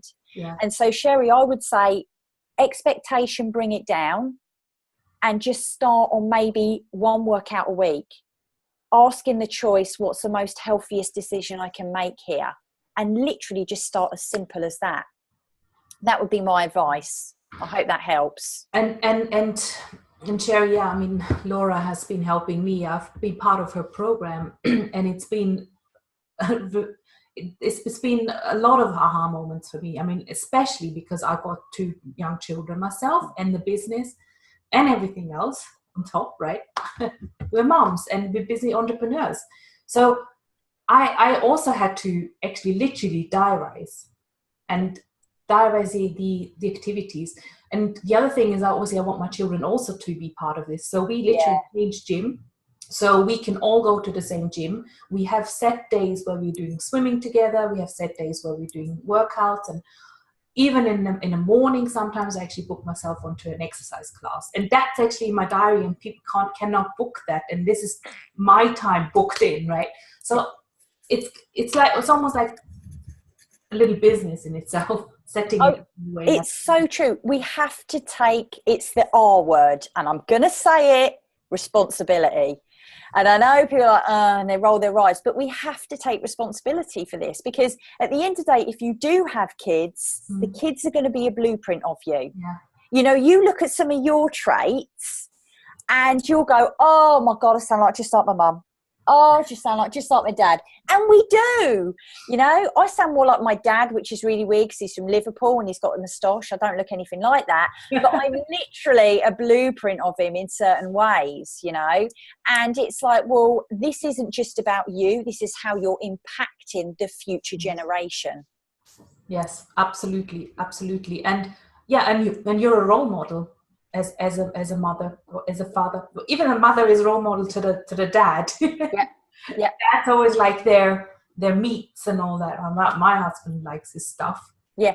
But and he trains hard as well at the same time. So of course, and I think the thing is as well, you know, our kids do look up to us 100%. They really do. And as you say, if you can get them involved, and sometimes, you know, we get parents come to us and they're freaking out because they're like, my kid won't eat this and my kid won't eat that. And I'm like, just whoa, just don't freak out. Do you eat it? No. Why do you expect your kid to eat it then? Right? So here's the thing. So it's like, change yourself and then they will change. You know, we've had people come to us whose partners rely on drink and they're like, I've tried to change them, I can't. I'm like, you won't. You need to change yourself so that you can handle it better, so that you can actually be that support. Because all the while you're trying to force, I mean, when you were younger and your parents forced greens on you, no, I'd be like, I ain't eating that. So it's like, right, okay, so if you change, we've had it so often that mum and dad have changed, they've exercised, they've eaten well, and the kids are like, can I have a bit of that? You know, and it starts to change. It's crazy how that happens. I mean, my kids, they literally want to go on a treadmill. They have this PT with them. I love it. They're allowed to come on a treadmill, and then they're right next to us on a treadmill. So it's wonderful. Yeah, I think it's that sort of thing, because also sometimes maybe we feel a bit guilty taking this time out as well, and not being with the children, or not doing what we're supposed to do at home, or not being in the business. But I realized that if you do take this time out, it's about filling your own cup again. And then having that energy so that you can give, and you're a better person for that, and you will be actually more successful in your business, whatever you do. If you have those habits set up, if you go do that healthy lifestyle, or at least try to implement some bits of that. Yeah, totally. And here's the other thing on that. It's like when you're with your kids, you're embedding behaviours. Now, you've already got behaviours, so you might get motivated and started, you might be sticking to it, but you realise that maybe when you get stressed, you go for chocolate, or there's something about going to the gym. And we've got these kind of behaviours that are going on. Maybe there's problems being consistent and persistent. And there's a lot of these behaviours that are going on in the background that need to be addressed, right? What are you holding on to? Why are you eating for emotion? You know, what is it about going to work out that you're so worried about? It's looking at these behaviours and looking at where this whole obsession with losing weight comes from. And, you know, that's kind of like the third problem, is the fact that, you know, we have to look at the reasons why, what is going on, and dig a little bit deeper there. And that's what we did with Freedom 90, you know, with you, was to dig a bit deeper and look at the reasons why. What is stopping you? Why don't you feel worth it? Why do you feel that you're worthless and you don't deserve being healthy or losing weight or whatever it is you want to do in life? And it's those sort of inherent behaviors, just like with the mindset stuff, we call it emotional human behavior. And it's our emotional human behavior derived from our emotions that keeps us where we are. You know, you might start to get down to that goal weight, but then there's something there. Maybe you've got down to that weight before and something's happened, something bad's happened, and all of a sudden you get an association with that number, so you put the weight back on because, you know, subconsciously you're too frightened to go there. And there's all this kind of stuff going on in the background, and that's kind of like the third layer of it, really. Yeah, there's a lot of layers. I mean, I've lost weight, gained weight in my life, and I'm thinking, well, why did I gain that weight again? And I realized it was because I was on diets. I was literally not eating the stuff that I wanted to eat, and all of a sudden it's like, oh gosh, I want to have a bacon sandwich. I want to have a bit of a cake, you know. yeah, and to make that sort of, yeah, I guess more sustainable and have that long-term plan in place so that it's not a one-off diet and it's not a one-off sort of going to the gym for a month. It's about implementing that long-term. But where did you get diet from? Where did that come from? I've got to go on a diet. Yeah, of course. That's already the first layer, isn't it? That's where we need to peel it all away and go back. Absolutely. Yeah. And that's where you guys are amazing. And I know you've got something for our viewers that you might want to share, how they can actually get on this journey with you as well and how you can help them. Yeah, absolutely. So we've got another Freedom 7 coming up. This will be our, hang on a second, let me check my planner, our 6th one. So it'll kind of be like our year anniversary. And really that's the best place to start, to be honest with you, is Freedom 7, because we are going to literally clear it out. Right, whatever's stopping you, let's clear it out. Let's get you going. Let's get you on the right path. You know, let's get all these excuses out of the way. Let's find out exactly what you want. And then let's put a little bit of pain in there so you can see, right, I do need to do something about this. And that's 7 days, free coaching from Barry and I. And, you know, that would be the best place to start for somebody. We have, if you guys want to jump straight in, then we have the Hub, which is our membership site, which I know that you're part of, Sabine, and literally that is there as a support, really. Yeah. You know, we do a lot of stuff in there about this kind of thing. So especially around the mind stuff, we do that, and then we do the physical, because to be honest with you, everything starts in the mind, right? Of course it does. Absolutely. You know, and so we do this thing every month. So this month we're doing self-esteem and self-worth. Next month we're focusing on emotional management. So, you know, a lot of us will feel depressed most days, and it's like, right, what's your rule for depression then? Oh God, I only have to get out of bed on a Monday morning. Okay, so you're going to feel depressed every Monday? And so if depression is your trigger for eating Mars bars, that seems to be the thing, then guess what? Every Monday, you're going to want a Mars bar, because that's your pattern, that's your programming. And it's because Monday, I mean, a lot of people actually, when they go to work, it's like, oh my gosh, it's Monday again. I wish it was weekend. Yeah, you're right. I mean, where can people find you? Can you post the link? Yeah. In the, let me do it now. So you can register for either the Freedom 7. I can highly recommend the Hub, the Rock Solid Hub. And I mean, the structure you guys have and support and the knowledge is just incredible. It's so incredible. I love it. I love it. So you know that I'm anal when it comes to structure. Yes, me too. And you're helping me getting more structure as well. So that's why I look up to you guys.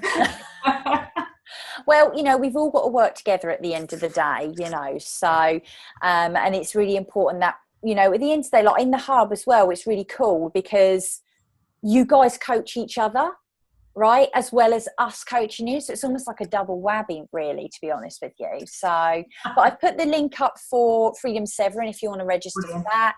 And I've also put my email address up. If you want to talk to me about the Hub or anything else, then please just send me an email and I'd love to chat to you. Fabulous. And I think Sheri agrees. She says, you're so right. Thank you.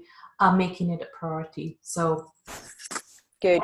Thank you so much, Laura. No worries. To have you finally on the show and, you know, sharing the amazing things that you do. And I think all of us can take a slice of rock solid. Absolutely, definitely. Thank you so much for having me. I really appreciate it, especially with the amazing lineup you guys have got today. Oh, thank you so much, Laura. Lots of love. I'll see you later. I'll see you in the Hub. I'll see you up and say hi to Baz, yeah? I will do. I'll see you later, darling. Bye. Okay, bye. Oh, thank you so much for lovely Laura to join us today. So, yes, go and jump onto at least Freedom 7, see what it's all about, or you can also email Laura Ash at rocksolid4life.com. And yes, and if you're just joining us now, we've got a fantastic lineup today. Next is Sharon. I'm going to let her into the Zoom room in a second. Sharon is going to talk about make joy a priority and the rest follows, which I absolutely love, because for me, it was so important in my business to have joy, to have freedom, and to create something like this, like the Reach Your Greatness TV and this platform for women, where we can actually help each other reaching for greatness. And as part of this is also the Greatness Club, where you can actually come in. It's a paid membership site as well, where we will be doing weekly trainings on all kinds of different topics. This is literally a very unique opportunity to come in and not just learn about business, but also about lifestyle, about mindset, about health, fitness. Obviously, Laura will be also coming in and sharing some of her knowledge as well. So it's amazing. It's like an umbrella kind of platform where we can all share each other's topics, and it's almost like building up this amazing resource of library. And if you are a business woman, entrepreneur, yes, also amazing opportunities to connect with other entrepreneurs in the group, because we're doing once a month, we're doing a speed networking event. And last time we had like 18 ladies on one Zoom call, which was amazing. And there's already referrals happening. There's lots of buzz. There's also an online magazine where you can get an ad in. That's a bonus for the club members as well. We've got people who have big podcasts where we can actually get you in as well. It's all about collaboration and visibility. And so the club is $19.99 right now for you to join, which is actually a steal with all the value that you're getting, and 10% actually goes into charities as well. And we are supporting, for example, Sister Zeph, who was here a little bit earlier, who's actually caring for a 9-year-old girl right now. And this is a really heartbreaking story, and I'm really, really happy to be able to give back through the shape or form. And the more people we can actually get into the Greatness Club, the more we can give as well. So the Greatness Club would be reachyourgreatness.co.uk/Greatness Club, and there you can join today. So I'm going to get in now Sharon. She's already in the Zoom room, in our waiting room. So, hello, Sharon. Are you ready? Sharon is a hypnosis expert, so she's a hypnotist, and she is going to talk about how to follow your joy and turn health issues, fears and worries, limited beliefs and bad habits, turn that around. And she specializes in helping others find their joy and be their true authentic selves and live the life they really, really want. And Sharon, wonderful to have you. Thank you so much for being on. And Sharon and I had a little session this week as well, because I really wanted to see what she does and how to do it. And she's actually made a meditation for me for weight loss, and it's just the most amazing meditation, because now I'm listening to it every day as well. So, and it's so soothing, and how you actually put this together and how you conducted the session was just amazing. So I'm so super excited having you, and let's talk about what you do and about issues that crop up and how you can actually solve them in what work you do. Well, I just love to talk about what I do. It's my passion. And I'm really excited. In the last couple of years, I'm taking Follow Your Joy and helping solopreneurs. So solopreneurs is just people that, like you and I, where it's mostly just us, and we might have some people that we hire to follow the joy and to see that it can change everything. So for instance, like weight loss, that you don't have to wait to feel beautiful. You can feel beautiful right now. And that when we go to those places of lack, and when I say lack, judging yourself, bringing those old voices from other people from the past, that when we let those go and we line up with the joy, with feeling good, it leads us to inspired action. So in the beginning of my business, when I started it in 2005, I worked with people with illnesses, and it just kind of unfolded where it was in my volunteer stage. And I feel like the beginning part of my business was really honing my skills and getting good at what I do. And it's like, oh my gosh, the power of the mind is amazing. I saw people leave behind incurable illnesses and depressions and anxieties that lifted. So about 3 years ago into my business, it's like all these wonderful things are unfolding, but I'm not making the money that I want to make. Mm-hmm. That I was struggling to pay my bills. I was working another business. So it's like, well, I want to turn this around. I want to use these wonderful skills to have a successful business financially too, because I felt like, I was having the joy and the passion and having such fun. So I joined this group called the Coaches Console. And what I loved about that is I ended up working for them, being a coach and working with other startup coaches, other entrepreneurs like you. And I could see from working with them too, it's like, wow, there's a lot of people out there that also have the different mindset issues that I had, like fear of technology. That really held me back. Just going to that place of procrastination. I'm still scared of technology. I'm still thinking, hopefully, this live is not gonna disconnect. I have all my. I'm not even trusting Wi-Fi today because it's quite streaming videos and stuff can take up a lot. So I'm all cabled up today. Well, and this would be a good time, Sabine, then to introduce a little self-hypnosis. Mm-hmm. So, because what's going to happen is going to happen. It's just out of your control. So you just might as well feel good about it anyway. To trust that other people have had technology snafus and that it's still worked out. So what would be kind of the worst thing that could happen? Oh, I guess the worst thing is just that we sort of get cut off and then I'll have to restart the whole stream again. Yeah, and would that be okay? Yeah, it happened before and people just came back on the stream. Yeah, so oftentimes we just take ourselves so seriously. It's and kind of telling each other like this kind of story and something that may never really happen. Like really, like for example, if you're anxious about money or what's going to happen next, especially in entrepreneurship, it's like, again, and you were probably in this situation as well, where it's like, well, how am I going to pay my rent next month? Oh my gosh, absolutely. That was one of my biggest things. And as I worked on my mindset issues around the finances too, it's like things started to change. Different support started to come in. It's like, oh my gosh, there's just a whole way to do things.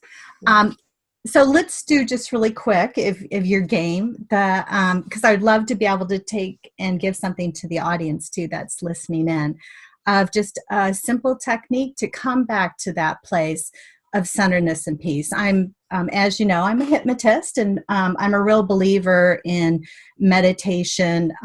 Hypnosis, I know sometimes people get confused what that's about, but as you experienced, it was very much like guided meditation. Yeah.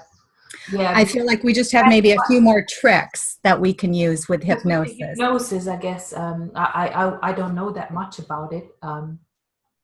And maybe, but if you don't know much about it, you think, oh my gosh, this is going to be some kind of, brainwash in a way, like someone's going to hypnotize you. You know what you see on TV, and they do silly things with those people, they hypnotize them, and then they make them do stuff whilst they're under hypnosis as well. I'm not sure whether it's all true, but the kind of TV program, I've sort of seen them, and I was like, whoa.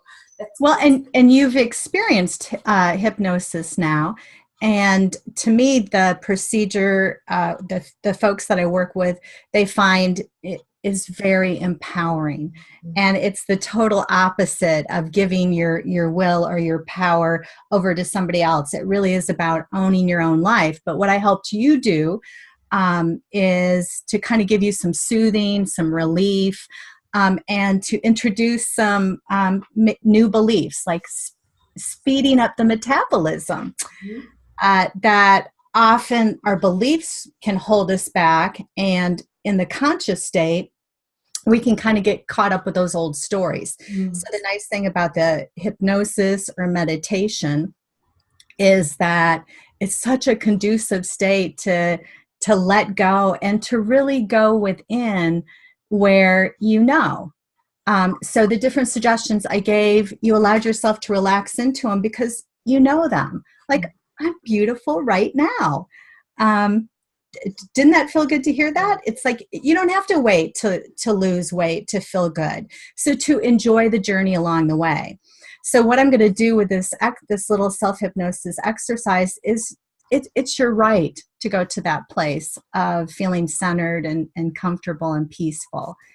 So just kind of relax, Sabine. This is going to be really quick, and the audience too, to wherever you're at, seated.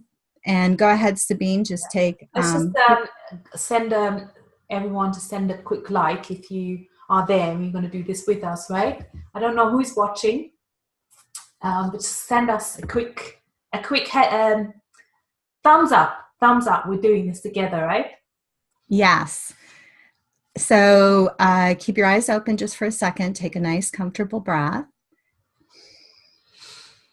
And as you exhale, just let your eyes close and feel this wave of centeredness and peace.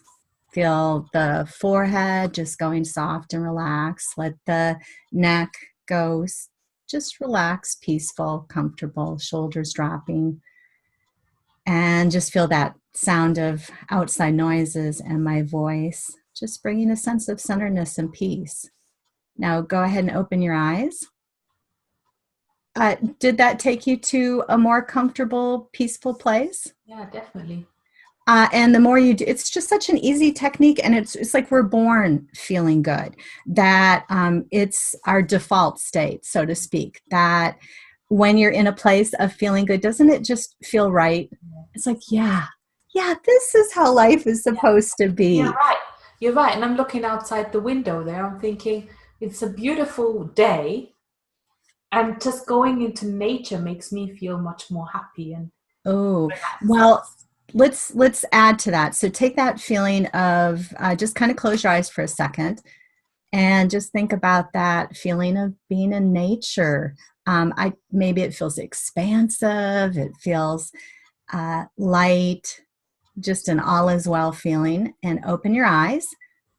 And I'm going to ask the audience that's listening in to do the same thing, to just think of maybe you've got a certain place in nature that you like to go to. And just close your eyes for a second and do the same kind of thing. Just kind of think about maybe a place, or it could be being with your granddaughter. I have two granddaughters that I get to hang out with today too. And they bring me, it's like they take me to that beautiful melt into lightness and peace feeling. So everybody in the audience, go ahead and feel that. So let's do our self-hypnosis technique again. And just so simple, take seconds. Keeping your eyes open, take a nice comfortable breath. And go ahead, Sabine. And as you exhale, just feel this beautiful wave of physical relaxation and mental peace. Just a centered feeling, a soft feeling, and all is well feeling. Feel neck loosen, relax. Feel the shoulders drop, release. Just a feeling of all is well, a perspective of well-being. What I like to think of is kind of the energy of love. To me, love just feels light and comfortable and free. And every time you do this technique, it's like just feel it become stronger, more powerful, so that it can flush away any of the other feelings. And go ahead and open your eyes. And the sooner you catch yourself going off to the fears or the anxieties, you could just keep doing this simple technique again and again, that really you have it within you. And to me, I find again and again, it's those fearful feelings that lead us to kind of the crazy actions, whether it's food, to binge eating, bad habits. We go there to give ourselves temporary soothing and relief. That with the technology, it's like when you come from a place of centeredness and peace, it's more of a curious, playful feeling. And so when I thought about technology, I went to all these made up crazy ideas and beliefs. Like you, it's like, well, oh my gosh, what if things go wrong? It's like, so we have this crazy idea that we're supposed to have it all together or present ourselves as perfect. And, you know, we're all human. We're all figuring it out, finding our way, doing the best that we can, and that we can enjoy the journey. So that, why do you want to have this business to help and support people? Probably because you want to have a joyful, happy life. Well, you don't have to wait to have 100 clients or whatever it is, or to make 6 figures to be joyful and happy. You can do it right now. It's true. And quite often, if we can't do it right now, we won't be able to do it in the future either. And we're not going to get Yeah, the power's in the now moment. So practice feeling good right now. And those are the people that come to me, the ones that they care about really kind of walking their talk and living that joyful life.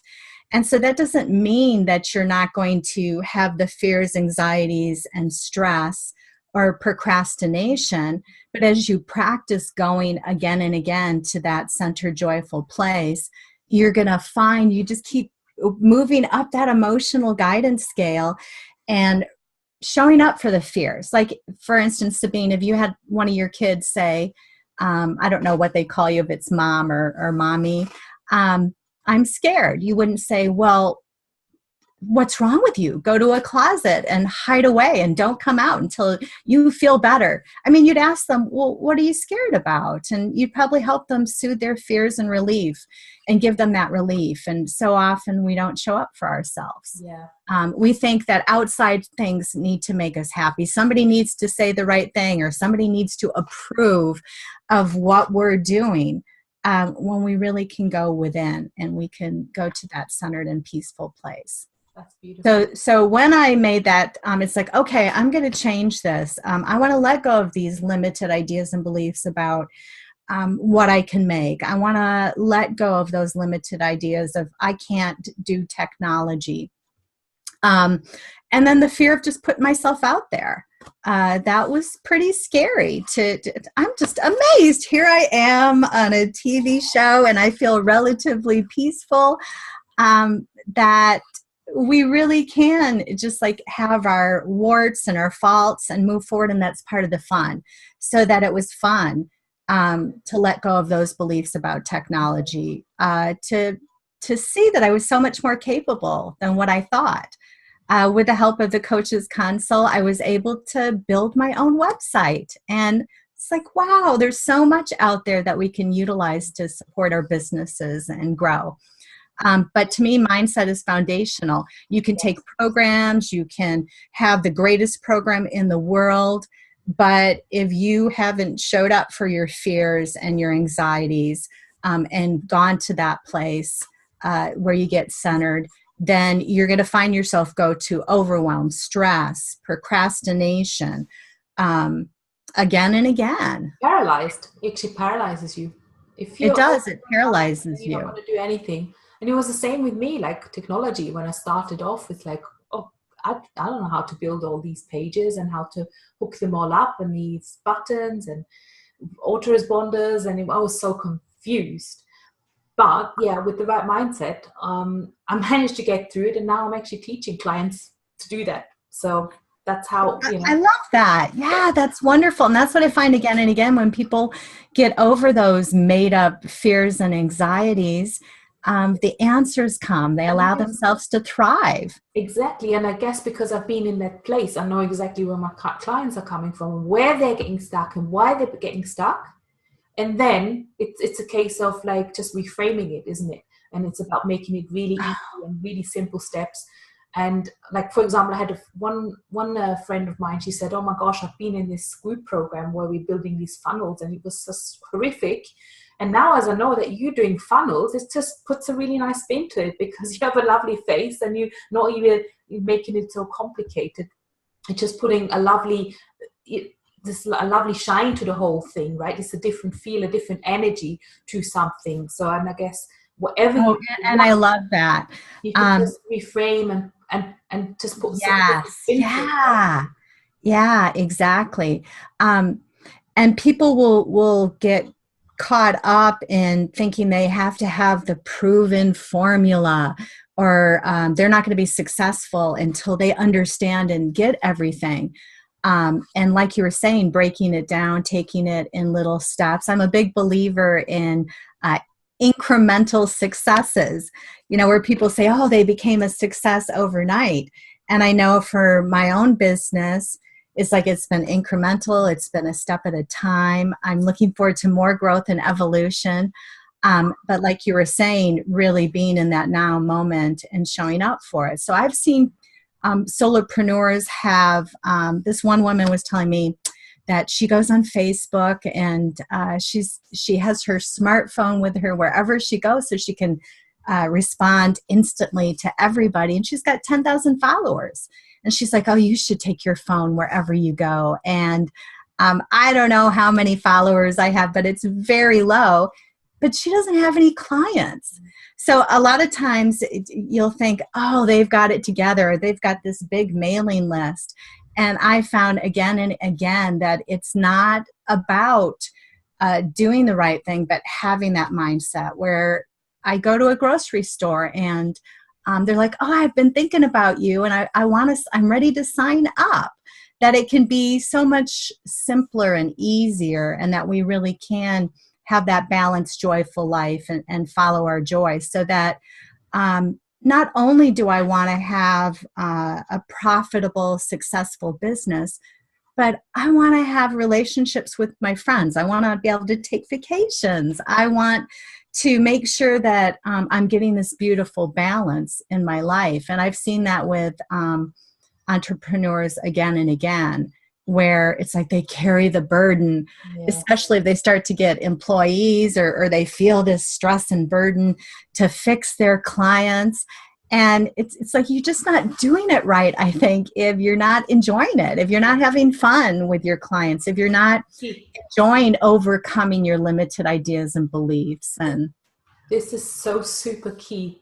And I wish I had known this about 2 years ago, because I was going in circles and I didn't know what my purpose was. But I'm going to stop you there. So what? So what if you didn't know it 2 years ago? Here you are in the now moment. It needed a development, I guess. And I loved your wisdom that you, what? I needed to go through that maybe. Well, whether you needed to go through it or not, you can say, I learned a lot. I can relate now to what other people are going through. This is going to be good material so that I can help others kind of bypass that and not have to go through the struggles that I went through. So that it's all good. And that's one of the things that I do in the sessions is it's like the past is the past. It's done. It's history. It's over. And you could go, oh, I wish I would have done this. Or you can go to those places of regret. But you've learned. It's given you clarity, wisdom. You understand more clearly how you want it to be from living what you didn't want it to be. And me too. But it's not about regretting or it's almost like being in peace with your past. Is that what you're suggesting? Oh my gosh. Oh, I love how you worded that. Yeah. Feeling peaceful about your past and feeling peaceful with where you're at right now. Where working with different coaches and healers, I'll hear kind of again and again, oh, but I don't have, I'm not making enough now to quit my job, or I'm not making enough to let go of my other business. So it's like you're making some money being a coach. Notice the successes. It's like you really bask in, oh my gosh, I made that woman's life so much better. Because why are we doing this? So to enjoy wherever we're at, to make peace with the past. And when you think of the future, if you're going to imagine anything, you might as well imagine amazing, beautiful things. It's like, well, what if I do get a client today? How would that feel? Oh, that would feel beautiful. And what I found too, as I more and more line up with the beliefs that I want to have, I have more ideal clients. I love all my clients. So if you're listening now, I love you all. And you do, I think, don't you fall in love with your clients? Oh yeah, absolutely. Absolutely. You fight for them. You're in their court and you want to pick them up. You want to hold them up to their highest, right? Well, I don't think we have to hold people up to their highest. So it's like you believe in them. Remember, remind them that there is the what? Remind them that, because quite often they're not self-confident, say, for example, this block around technology. It's about giving them the confidence, right, to actually. Well, and I guess because I'm a hypnotist and words are so important, that to me it's not about holding them, but kind of reflecting, because they do have the confidence within. So maybe they can't get there with technology, but one of the things I did is I remembered, well, Sharon, you've learned things. Mm-hmm. It's like you didn't come in just knowing everything. You've had success learning some things. And this is just another thing that you can learn, so that we can remind them of the confidence they do have, and they can take that energy and kind of, what I say, apply it to the other area. Exactly. In other areas, exactly. Yeah. Areas and that's our job, right? That's our job. Exactly, to see that best within them.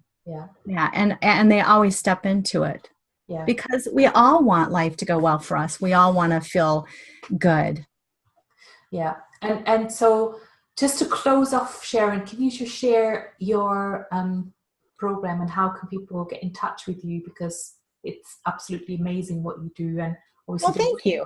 Things you're doing, very deep work, I would say. Yeah. So I have, if somebody wants to go deeper, they can do a free sample session. So I give those freely. My website is svensonhypnosis.coachesconsole.com. Mm-hmm. And that's in the description as well, by the way, ladies, if you're tuning in. And so you can experience a session to help overcome block or belief. You chose support in weight loss. Yeah. And then you're going to walk away with a personalized meditation. And to me, I freely give them. And it's, as I know, sometimes people will do free consultations and it's about the sales, but I'm going to give you value. You're going to be able to experience it. And I really don't worry how it all sorts out. That the clients are just going to come. It's just going to work. And I found too, it's like often you make friendships or connections, and it turns out in a very different way than what you imagine. And then I've been just started up self-hypnosis workshops. So what you experienced, hopefully people were able to get a little bit more centeredness and peace with that self-hypnosis technique. But if you want to go deeper, the next one coming up is June 28th. It's, I think, 1:00 in the morning, London time. So I don't know if you guys will be showing up for it in the London area, but I'm gonna do these monthly, and I mix up the time so people from different parts of the country and the world can attend. And that's all on your website as well? Yep. So the information on that, and I posted on my website the new dates each month for the upcoming workshop, so that you can learn the self-hypnosis. You can learn to apply it in different situations. So, and then that time to practice it, to really make it your own. I find usually for people to really bring it into their lives, it takes about 3 times attending the workshops. So I would be delighted to have whoever wants to come for that. You can learn more about me at svensonhypnosis.coachesconsult.com. Fabulous. Thank you so much. Thank you for having me, Sabine. Sharon, it was amazing. It was so amazing. And I know you're doing amazing work. And, you know, and I think even women who literally have a crisis, for example, it can really help very, very quickly, isn't it? Oh, yeah. So if somebody's going through a crisis, it's like the session is going to be addressing to give you soothing and comfort and relief. So thank you so much. Fabulous. All right. Thank you for having me. Thank you very much for having for coming on and taking your time. And your link is now in the comments as well as in the description. So ladies, get in touch with Sharon, even just for a taster session. She is absolutely amazing. And I have this fabulous hypnosis recording now on my phone, and I'm actually trying to listen to it every day when I can. Well, and just a quick note. So Sabine, you can fall asleep to it at night. You can wake up earlier in the morning and that's what I like to do. Just fall asleep to it before you wake up. It can be just super easy, or take a little nap to it. I think yours was around 20 minutes. Definitely. So. Thank you so much. Fabulous. Okay. Right. Blessings to everybody. Bye. Bye. So thank you so much, Sharon, for coming and sharing what you do and how you can help women. And I'm going to get in Veronika. So Sharon, you can leave. Okay. I think somewhere.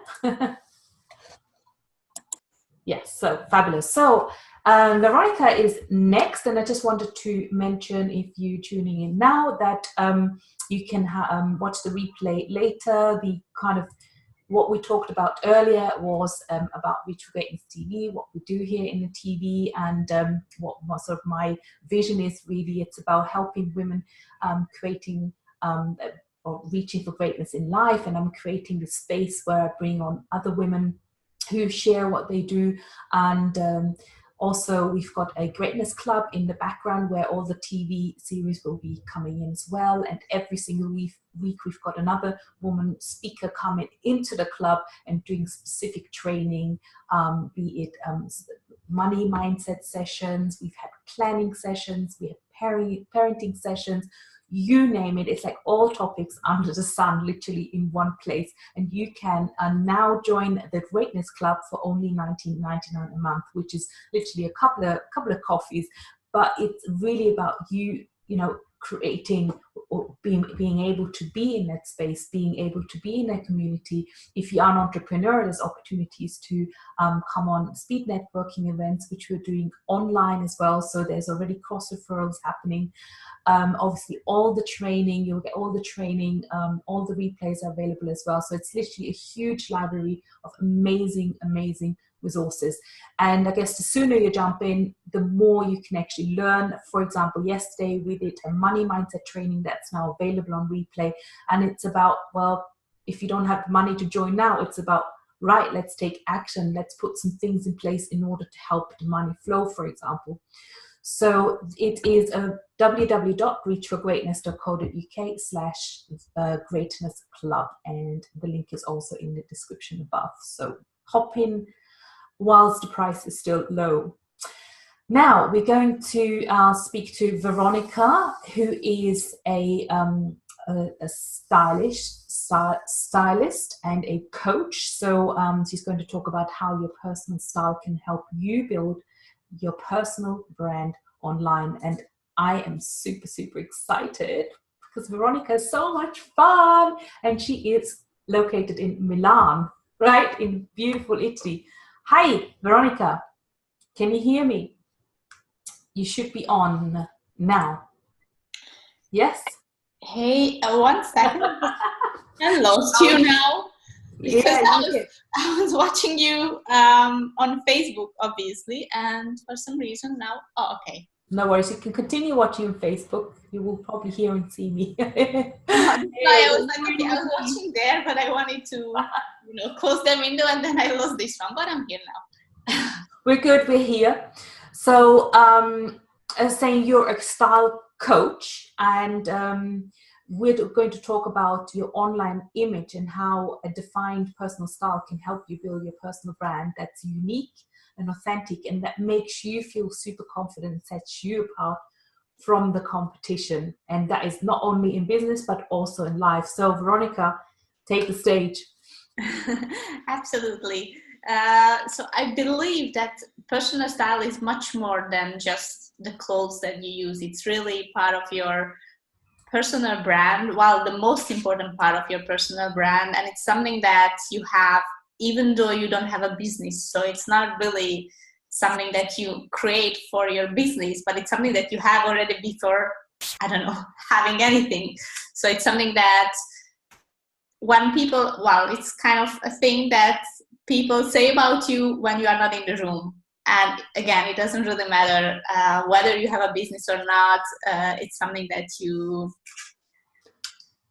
the impression that you make whenever you meet someone, even online, or whenever someone sees you online, because oftentimes it's not necessarily a meeting nowadays in real life. It's not a personal meeting, how people make up their mind about you, but oftentimes it's just online. And so what I do is basically I have my clients to leverage their personal style in order to create a powerful personal brand online and also obviously offline, like in real life, and obviously become a lot more confident, because I think it all goes down to confidence in the end of the day. So we need to have that inner confidence and also project that confidence with our body language, with our entire presence. And it's something that it's difficult also when you meet someone in person, where you have all your senses, so you can play around a little more, while when you meet someone online or see someone online, you don't really have so much time, much less than in person, and you really have maybe like a profile picture or I don't know, Facebook profile to make a good impression. Yeah, it's true, actually. It's so true.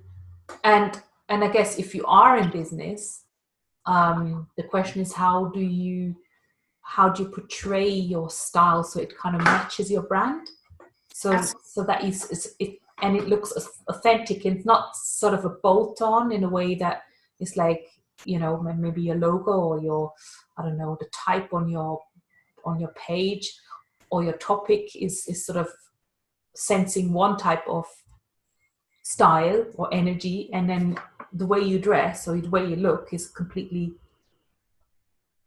different, right?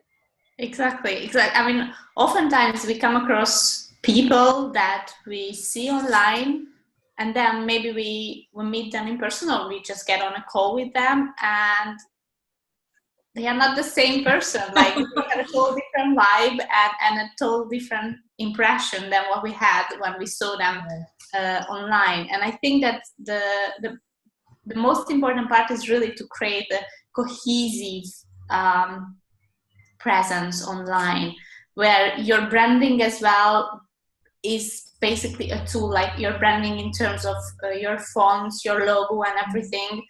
When you are an entrepreneur, especially when you are looking for yourself, you want to make everything very personal. You want your branding as well to express who you really are. And so that is just one tool, but who you really are is really you. I mean, your brand it all starts with you, who you are as a person.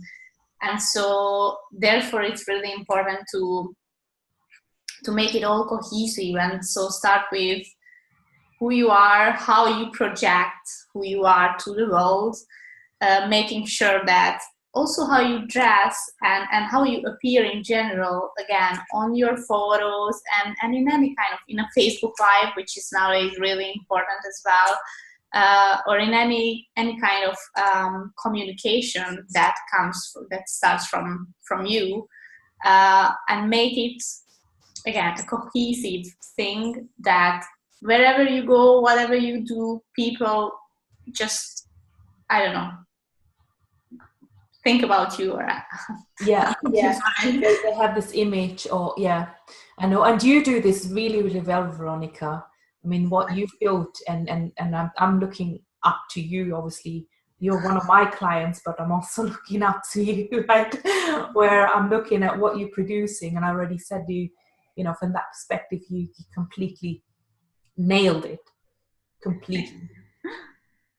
So, and you're showing your personality as well, right? You have this picture, which I really love, where you actually have this glass of wine.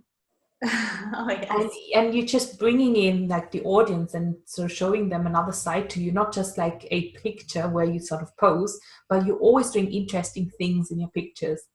And I'm not saying that everyone needs to have these pictures done, and if you're an entrepreneur, but I think it's just a case of, I guess, how can you make yourself look interesting and stand out and sort of blend with maybe even some of your interests? I think it's really important that to acknowledge that people want to get to know you, like the real you. They are not interested in anything that you kind of build up just for the sake of, I don't know, your business or whatever else. But they want to get to know you, and they want to see your personality coming through everything you put out there.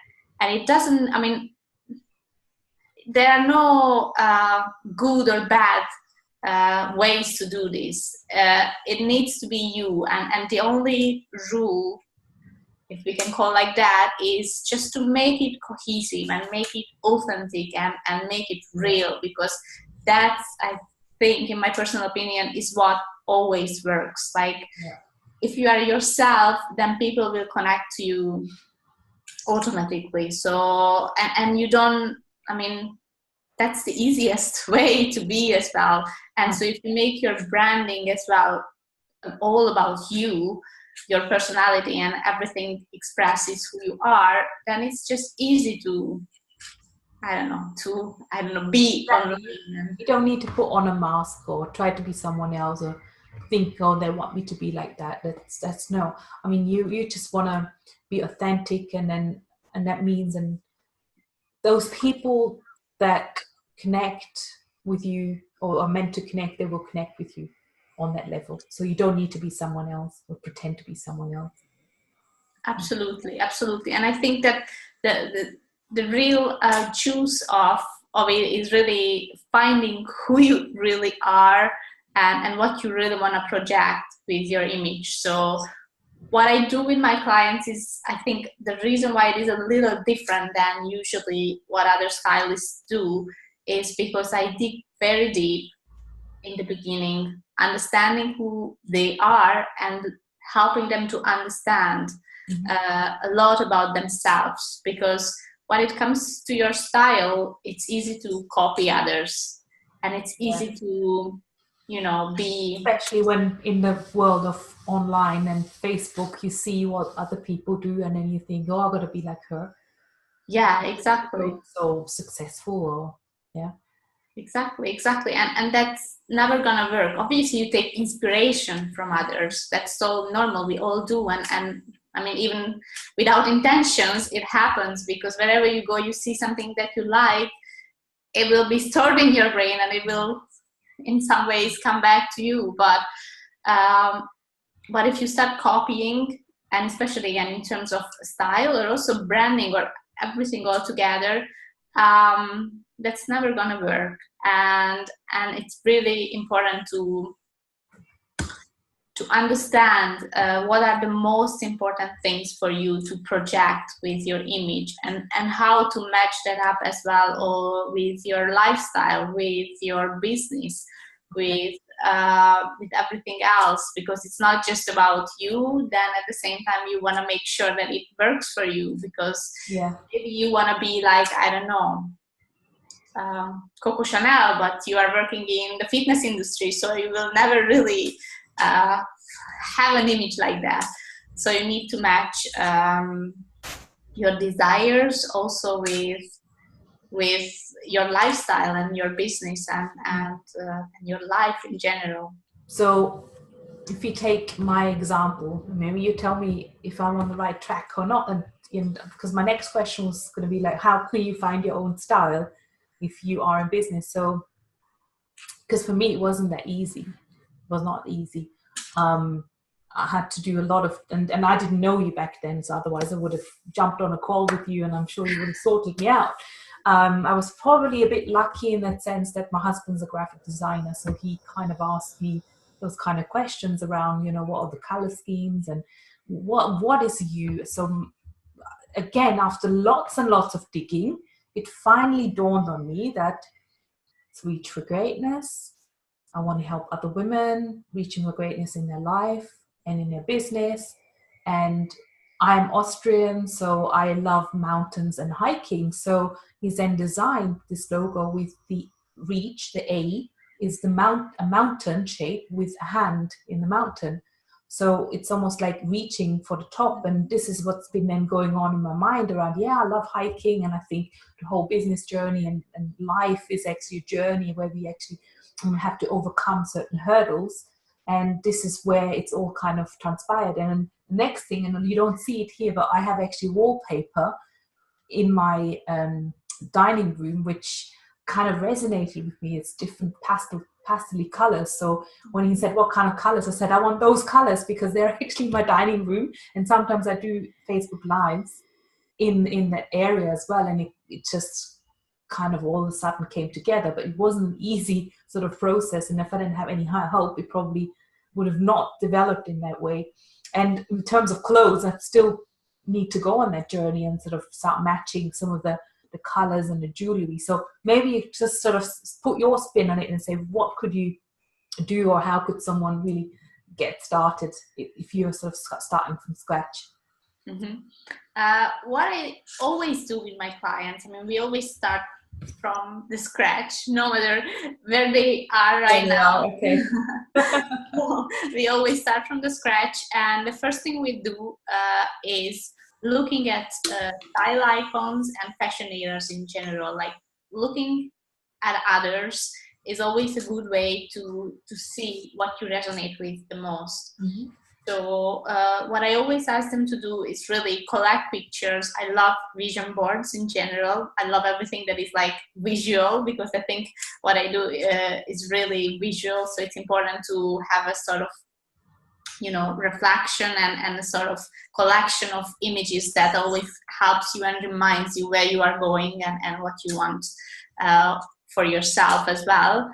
And so we first start looking at style icons, but they don't necessarily have to be like famous people or celebrities. Sometimes it's your neighbor, or I don't know, a mom in your child's school, or I don't know, a friend or whatever, or your, I don't know, mother, or I don't know. So you just want to really see what you like in others, also in terms of branding and in terms of like, we look up to all these people, like, I don't know, Gabby Bernstein or Marie Forleo, or all these people. So you can also look at them and see with who you resonate with, because you can see also their styles and their whole image always reflects everything else, what they do. So it's a good way also to look around there. And then obviously you want to consider all other factors like your lifestyle, also your hobbies or things that you like maybe if you like hiking, then your style needs to match that, and you don't necessarily go around in high heels if you want to hike. So I have a few hiking shirts, but then I don't always wear them. I only wear them when I go hiking. I'm not sure if I would do a show like this with my hiking shirt on. Obviously, but when you like hiking and nature and that kind of things, then that is a certain lifestyle, and maybe it's not the same as if you liked, I don't know, going out and party, or I don't know. It's all about like matching also your hobbies with your image, because your image needs to express everything, not just like one part of your life, because as you know as well, in online business, oftentimes you do things like totally randomly, and you maybe do a Facebook Live from, I don't know, from your holiday or from a location that is outside of work. Yeah. In theory, but practically you want to share something, or you just have a thought that you want to share with your tribe, or you wanted to show them where you are. And so you want all these random things as well to reflect who you are, not just, you know, now I dress up for work and this is who I am, and then when you see me on Saturday, you won't even recognize me. That's really? Oh my gosh. I mean, for me, style is something that is not just about business, but it's about everything. So you want to create a style, even if you are maybe in a casual setting, you want to have the same sort of vibe and the same sort of style. Okay, yeah, you get me. It's pretty much, so you might have a business wardrobe, and then you might have a casual wardrobe, but it's sort of a similar sort of style from that point of view. You can see the red thread, right? Like, for example, I have like these kind of hanging jewelry, and I'm actually, even if I go casual, I have little things like this. So I wouldn't have like really big jewelry, for example. Like you got you like your bigger jewelry. I like these things, and this is something that I would wear. I mean, nowadays, because I'm working for myself, my wardrobe is not really, I mean, it's always the same. That obviously, if I go hiking or I don't know, then I don't wear this. But there is not much difference between work and outside of work, because I work either from home or I mean, in a more casual setting with clients as well. But it really depends on your business as well and what kind of clients you have, because maybe you have like corporate kind of clients, so you want to match your dress code, I would say, or your style a little bit to that. But that doesn't mean that you need to go gray and suit and tie just because your clients are dressed like that. Yeah, that's true. You want to have that. You want to stand out, actually. That's always what I did when I was still in corporate. I was just quite colorful, but I mean, still, stylish. But they were looking and I like your color. And I'm thinking, put a bit of color on you as well, not just black or gray or dark blue. So you're right. And one of the questions, probably my last question, is how I would really like to have a wardrobe that I can really mix and match, and because literally my wardrobe's overflowing, but then there's stuff I never wear because I'm not feeling comfortable anymore. I don't know how to wear it in a way that it looks good, or how to match things up. So what can you recommend there? Okay. Well, first of all, you need to declutter your wardrobe for sure. I need you to come over here from Milan, come to London, help me. I don't really go by rules because I think that everyone is different, but one of the rules that I always use is that every single item in your wardrobe needs to match at least with 5 other things. Okay. Otherwise you need to ditch that. Or obviously, if it's like a special occasion dress, obviously that's something that you use only for weddings once a year. That's a different story. But everything that you use for every day, they need to match at least 5 other items. So that's a good way to start decluttering, like looking at all items and see how they match with each other, because I think that's probably the easiest way to go wrong. Like you keep buying things, but they don't match with each other. And then you have a lot of things, but then you are standing in front of your wardrobe and you're like, okay, I have nothing to wear because it matches with each other. And so I think that that's one of the things. And the other tip that is something relatively easy to do is that whenever you go shopping, and also if you want to declutter your wardrobe, you need to try on everything, like as a whole outfit. So not just like you try on a top, but you don't put anything in the bottom, or you are with your sweatpants, but then put like a skirt or put like a pair of pants, shoes, accessories, everything, to see whether it really works or not. And this is a tip what you can use also for shopping. Like whenever you go, I don't know, top shopping, then create a whole outfit and try it with something that you would wear it with, and even shoes and even accessories, because that's how you see whether it works or not. And I guess this way you could actually save a lot of money. Absolutely, that's the point. I mean, a lot of money, also space, and also a lot of time, because I think that the time that we spend in the morning with getting ready, if you can reduce that, and the stress as well that comes with it. You're right. That you just know your wardrobe, everything fits, and there's lots of different combinations, and it's just much more fun rather than looking at like, oh gosh, nothing fits me. I need to lose some weight first. These colors are completely out of date. This cut is like horrible, but I can't tuck it yet. No, it was so expensive, right? I mean, I'm not saying it's easy, and yeah, it's a kind of process, and you need to, you need to go through it, and you need to start small and take baby steps if you want to do it on your own, obviously.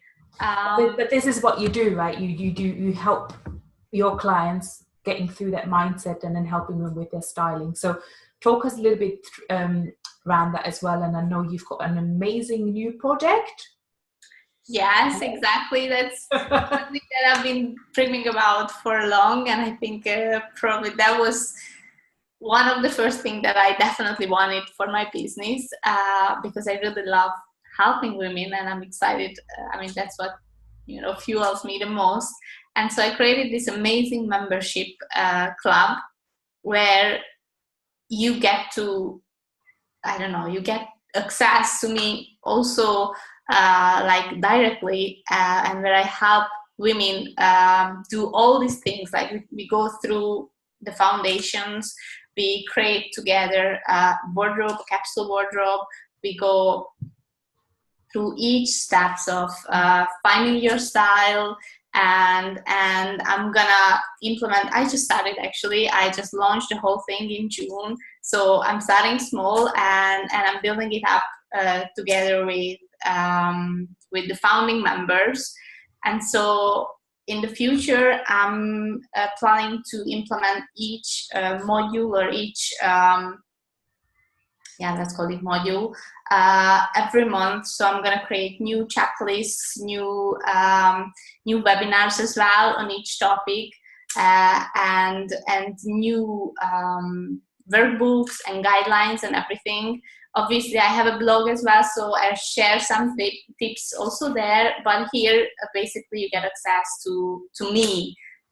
So I'm giving away my personal advice, which I do with my clients as well, obviously in a one-on-one setting, and here it's a group setting. But yeah, we are basically going through all basics right now. We are talking about body shapes, and next week we are gonna bring the things together and talk about lifestyle and how you can match your lifestyle and your style together. And I have a very special bonus actually now, because as a founding member you can join me and get access to everything for €7 per month for the first month only. And besides, I also created some very special bonuses. So one of them is a 30 minutes or 45 minutes coaching session with me, one-on-one, which I don't give away normally, obviously. So it's a really, really special bonus. And the other one is 25% discount on every single package that I have. And not only current packages, but also future packages, which I'm about to create very soon. I mean, I have already several ideas, and I want to create new packages, and they are going to be really amazing because they are focusing on different areas of your style and of your image. So yeah, and you're gonna get also the 25% discount. So I'm just gonna post a link there for the club. So it's €7 for the first month, and then thereafter, how much is it then? Afterwards, it's gonna be 17 euros for a lifetime. This is for the founding members. After that, the first 100 people who joins me will get this price and will secure this price basically forever. And all the bonuses as well are going to be part of that. And then I'm going to obviously raise the prices and probably also cut the bonuses. So it's a really great period to join, also because everyone who joins now, first of all, while we are small, you get much more personalized advice, which obviously as we grow, it's going to be still personalized, but more we are, more difficult it is to get all your questions answered. And also because this way, everyone who joins now can be part of the creation as well. So whatever you want to talk about, I'm more than happy to create a training on that or create a webinar on that, which again, in the future, more we are, more difficult it will be to get your personalized training. So I think that's as well a kind of bonus. I think it's wonderful that you've created this space and that there's so much access to you as well, just by coming into the membership club, and that, you know, everyone can really take advantage of it, because literally it's a really, really good offer. It's not even 17 euros a month. And again, the first month is so risk-free. It's just, you know, having a look around, you know, and there's already lots and lots of training in there. So I see what you're doing, and it's just fabulous, and it's been developing amazing. So I'm so super proud of you, Veronika. Thank you. So thank you so much for coming on the show and sharing what you do. And I know that, you know, I've definitely taken quite a number of tips now in terms of how to be able to create my own brand a bit more, and I'll probably think about wearing some hiking shirts or not. So thank you so much, and we'll talk soon. Lots and lots of love. Thank you. Ciao, ciao. Bye. Okay, and so whilst Veronika is leaving, I've already got the next guest already in the waiting room, which is Sarah, which we're going to talk about. What? Let me just grab that. So it's our own your future. It's about financial planning for women. And if you would like to know more about the Reach for Greatness TV, or want to come on the TV as well, then there is also a link in the description where you can actually sign up for a reminder if you wanted to watch future shows as well. And you can always reach out to me directly and see whether you want to come on the show as well. And we also have the Greatness Club.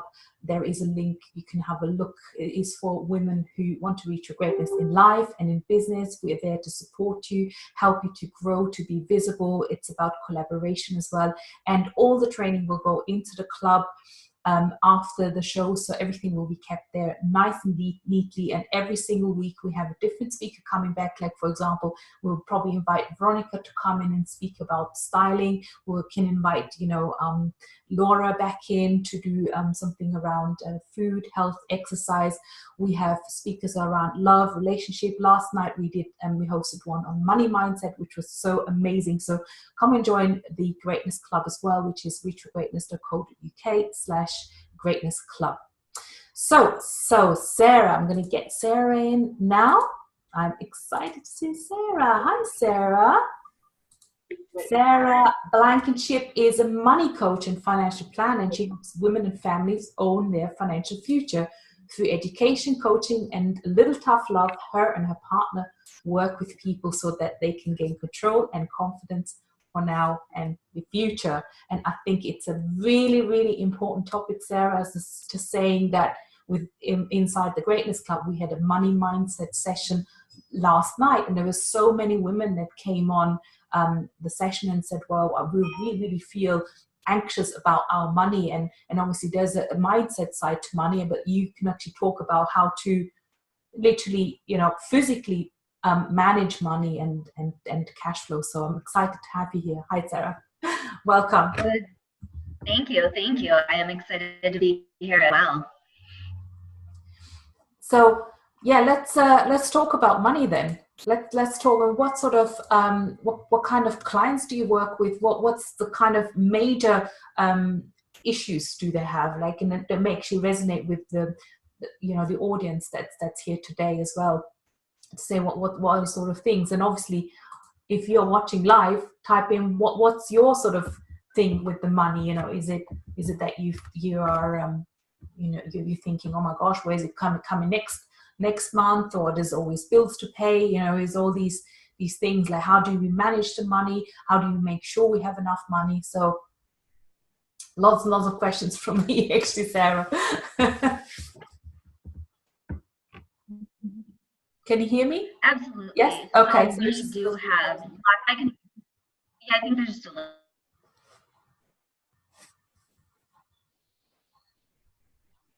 Oh, it's a bit frozen.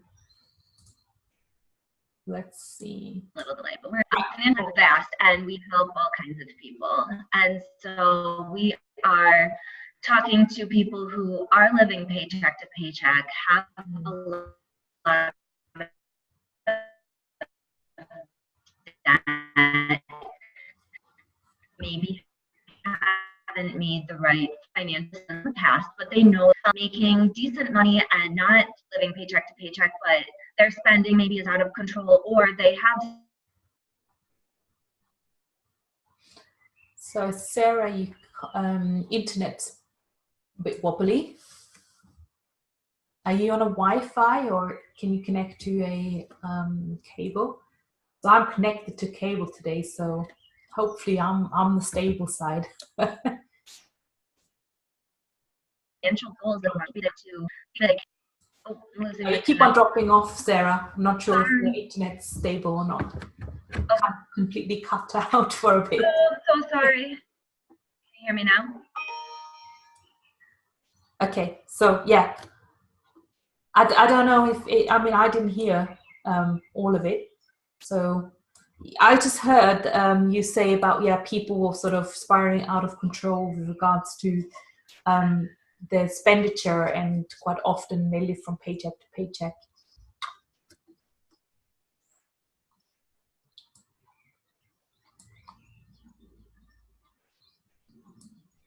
That they want, or perhaps they need some clarity around where their money is. Are they doing the right thing? Do I have enough to retire? Am I saving the right amount? And so they just need to crunch the numbers. They need somebody to do the analysis just to make sure that they're doing the right things and they're putting it in the right places. A lot of times the people that we work with do have other financial advisors, but they maybe weren't able to answer all of those questions clearly enough for them, and they want to get a better handle on, are they doing the right things? So do you kind of almost work with them sort of on mindset as well? Because quite often it's probably bad behavior. Let's say bad behavior is but in a way to overspend. I mean, is there something around that in terms of mindset and how to manage what you have in the best way, rather than overspending all the time? Absolutely. We have people who I think operate on some retail therapy. They're having a bad day, or they get bored of weekends and they're going shopping where maybe they don't need to buy something, but they want to buy something. We have a lot of people who just spend because they don't realize that they are spending on things that maybe they shouldn't be. I think a lot of people come to us and they say, well, I'm not going on shopping sprees, I'm not buying these big, so I'm not really doing that bad, I just don't make enough money. But in reality, it's how much of the money that you do make that you keep that's important. And so it's a lot of times when we're looking at the transactions that they're making and really digging down into their numbers, it's small purchases that add up over time. So a coffee here, a sandwich there. I can tell when I look through people's paperwork, you can tell, well, they must have had their kids with them because they're stopping and getting a snack, and then they need to get a drink later. And so just a couple of things that they can do, just being a little bit more prepared. Maybe you put a case of water in your car, you put some snacks in your desk at work so you're not spending a lot of money at the vending machine. Every time you buy those items one at a time, you're usually paying a pretty high premium. And so, sometimes we look at clients and they spend $400 a month on coffees out, and that money could be put into a savings, or it could be used to pay down some debt, or you could be putting it towards that vacation that you feel like you can't take. And so it's those little things that add up. And so that's why it's so important to have a plan and to look at your numbers and just create that awareness for yourself on where your money is actually going. We have this quote, we actually got it from our business coach, which was, you have to know your money to grow your money. You really do need to take a look once in a while and see, where is it all going? Because if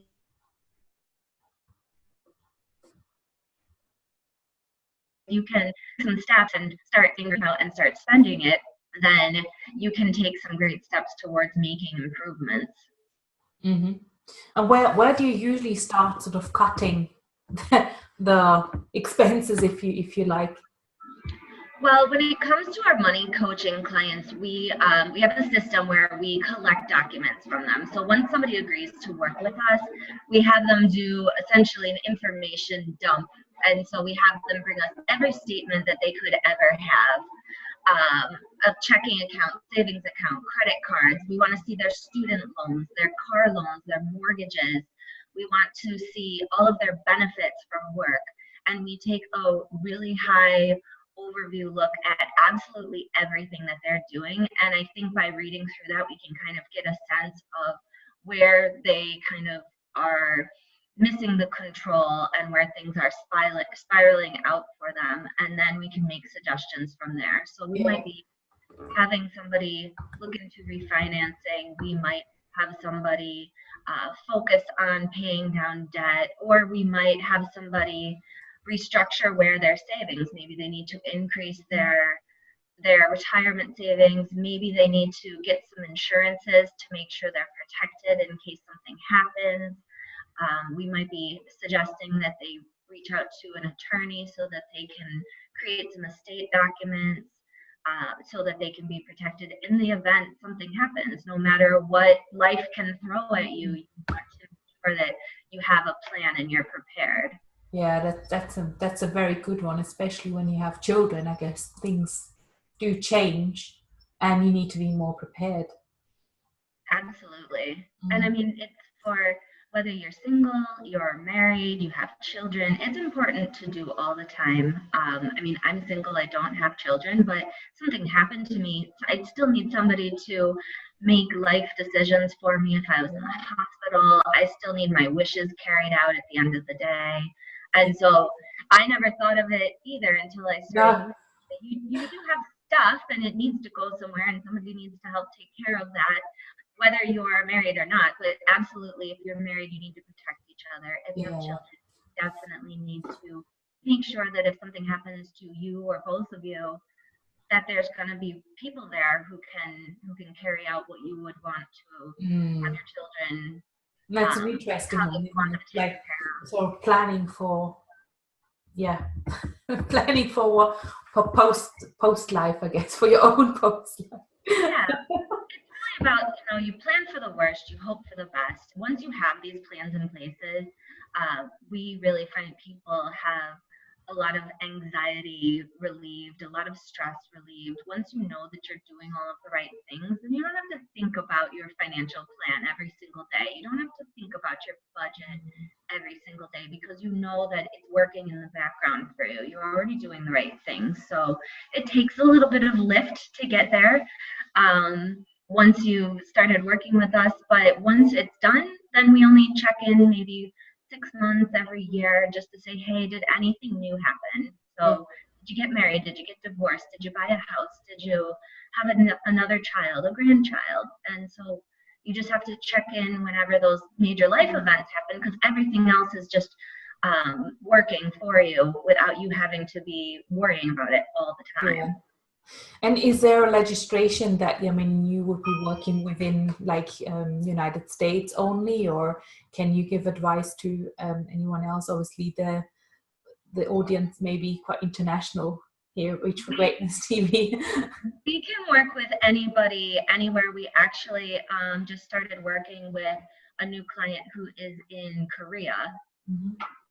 Okay. And so we just have to do calls like this so that we can catch up with each other, and we do a lot through email, but we can help anybody anywhere. Mm-hmm. Okay, well, that's interesting, because I thought it may be quite, like, especially when it comes to inheritance laws and things and putting those kind of documents together. Is that something that you can help with as well internationally? Well, we don't do the documents. You need a qualified attorney to write estate documents. And so we have attorneys that we work with and that we would refer to. And so we would provide the guidance on what kind of documents they want to look into.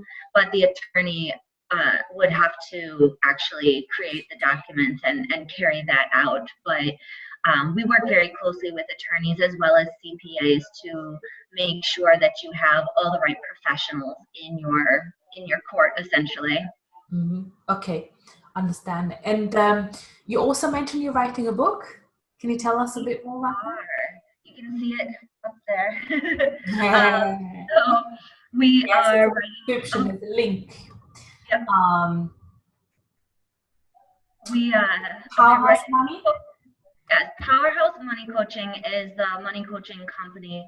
Our book is called Money Bitch, and it is a no BS guide for smart women who want to own their financial futures. So what we're trying to do is make financial content more fun and more attainable and a little bit more interesting to read about. We are going to discuss case studies and some real client experiences that we've had, with names changed, of course, for confidentiality, but we just have a lot of stories to share about people who really made a difference in their life. And we're going to break down a lot of those barriers and give a lot of insight to the questions that you probably don't even know that you should be asking. And so hopefully it is fun. We expect it to be on Amazon in 3 or 4 months. Wow, sounds exciting. Really, really excited. Can you maybe just give us a little taster in terms of the questions that we would never ask? What sort of things would that be covered? So when you're working with a financial advisor, you want to, first of all, be comfortable with them, just like you get any other professional, a doctor, a dentist. You want somebody who you like to go see, who you like to talk to, who you feel comfortable sharing pretty personal information with.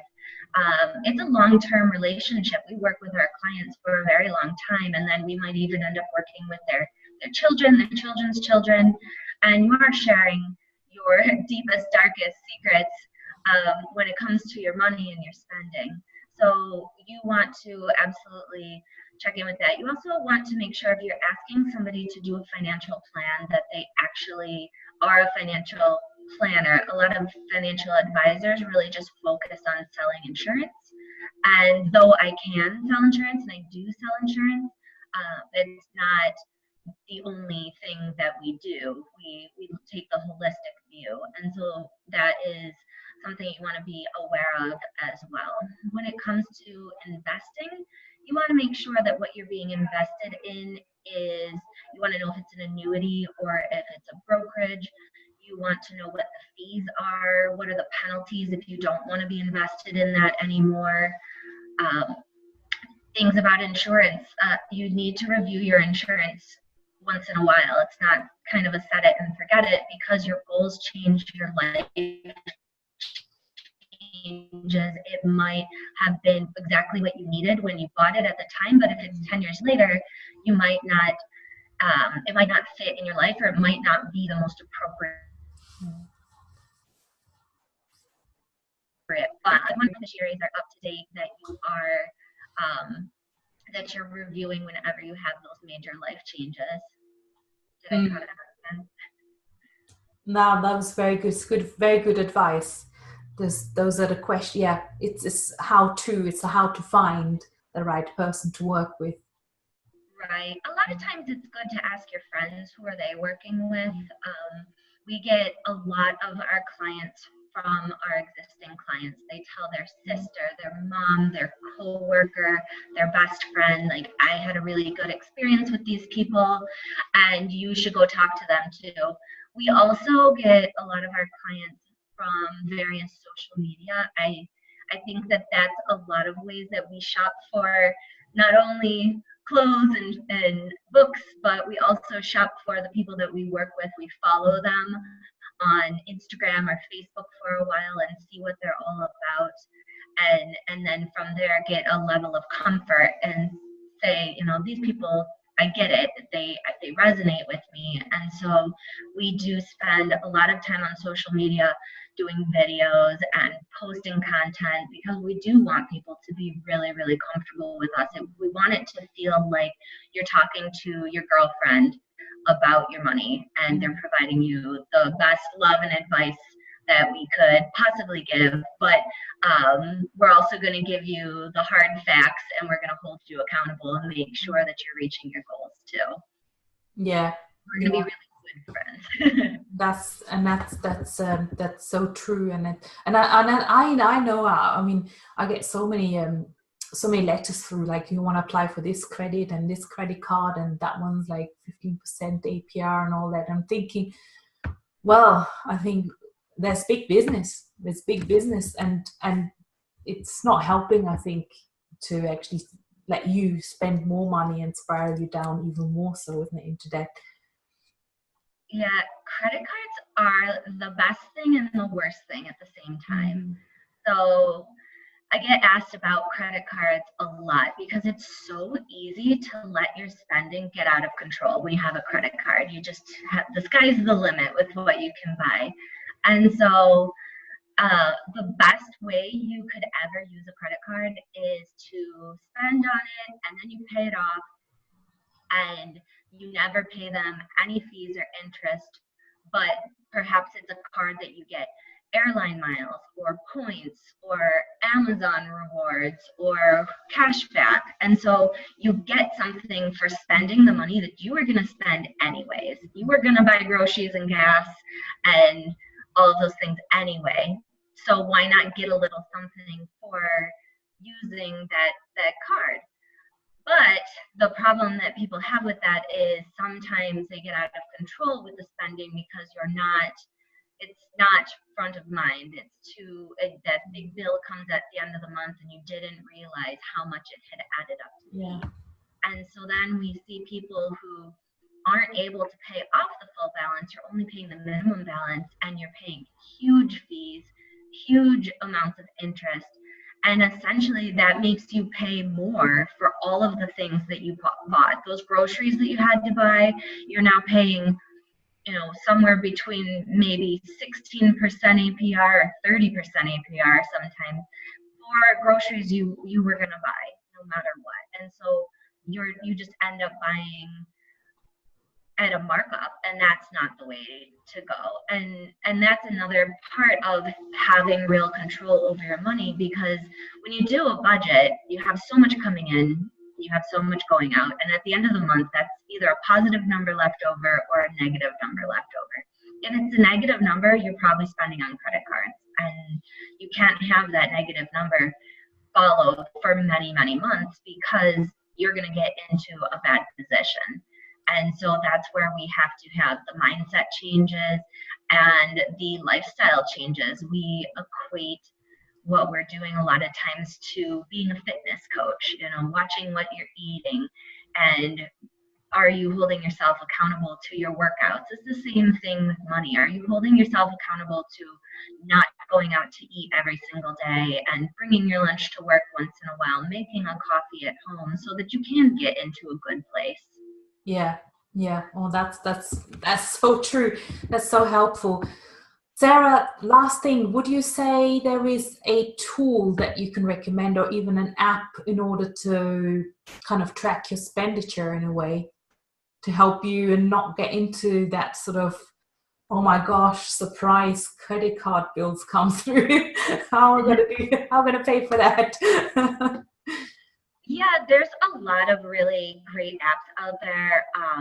We have a website that links for all of our clients, but I've heard good things about apps like Mint, and it kind of aggregates all of your accounts, and you can, yeah, mint.com, they have an app as well. You can set goals for yourself, and you can get a little alert that will pop up if you overspend in your MINT, mint.com. Yes. Mm-hmm. Also, that's like a little phone app then. Yeah, and so you can either use the website or you can use the phone app, and that can kind of help you keep track of what categories you're overspending in. There's so many apps out there. I think people use a lot of Acorns if you want to start investing, and it kind of pulls out a little bit of money every time you spend. Keep the Change, we see people using a lot of, where they're using that to start building up a savings. So I think anything, you have to use something that works for you, right? Just like a diet, you have to follow a plan that works for you, whether it's Weight Watchers or using MyFitnessPal. I think the most important part is using something that works for you properly. Mm-hmm. Oh, brilliant. Well, I think that would be a good tool, isn't it? Like once you get some money coming in, you may just, if you do have debt, for example, you may just want to reserve a certain amount to put straight into that account, rather than, is there an app though to do that very quickly on the phone? Like you see money coming in, you say, dang, 10% into this account, or for tax, for example, even us entrepreneurs need to make a reserve for, paying tax bill at the end of the year. I think the easiest thing for that is the banking app. So whatever bank you have, a lot of them have apps that you can access your accounts right online. I know, like I personally, my bank account just automatically transfers money over. I've set it up so that every week money just transfers over into a savings, and I do that for all of the things that I pay annually, or I pay my taxes quarterly, so I have money set aside for that. I pay my life insurance annually, my disability insurance annually, my car insurance annually, because you get a little discount if you pay annually.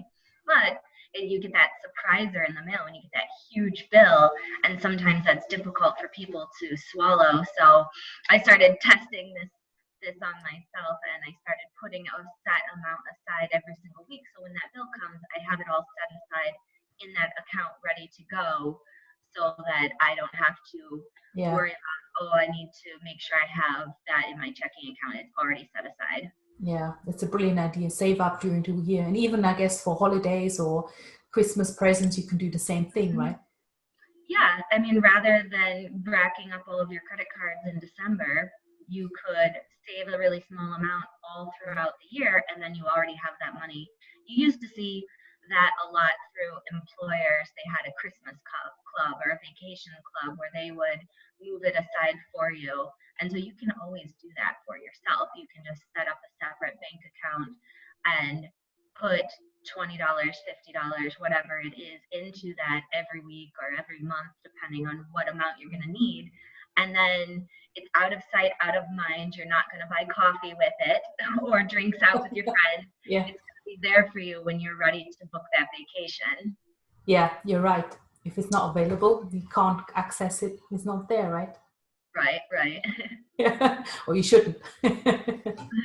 Fabulous. Thank you so much, Sarah. It's been a real pleasure, and I think it's such an important topic, because I do notice a lot of people are mainly in debt because of credit cards, and I think it's so important the work that you do to help not only restructure financing, but also work with people to get back on track with their mindset as well around expenditure, and just really looking at their lifestyle and how they can manage in a different way. Because at the end of the day, if we're in panic, anxiety about these things, it's not going to help, right? So we want to be in control. We want to know it's all sorted, and I know that you guys can help with that. So thank you so much for coming on and sharing. My pleasure. It's important for everybody to know that they're not alone. A lot of people in their positions, there is help and there is a solution for it. You're not totally without. Brilliant. And your website is in the description as well above. It's wilcoxfinancialgroup.com, so people can get in touch with you there as well, right? Yes, that, and we also have powerhousemoneycoaching.com. So we have two websites right now. Two platforms either there. one. They'll find you. Right. Thank you so much, Sarah. Lots of love. I'll speak soon. Right. Bye. Yeah, so that was Sarah, and this means that we're at the end of the Reach for Greatness TV for today. So thank you so much, Sarah. You're free to leave. I'm just going to do a little summary now of who we had today. So if you are just joining now, or you might want to just go back to the replays. We started off with talking about Reach for Greatness and TV, how it's all come about and what the platform is. And if you'd like to come on the platform, then please do not hesitate to contact me as well.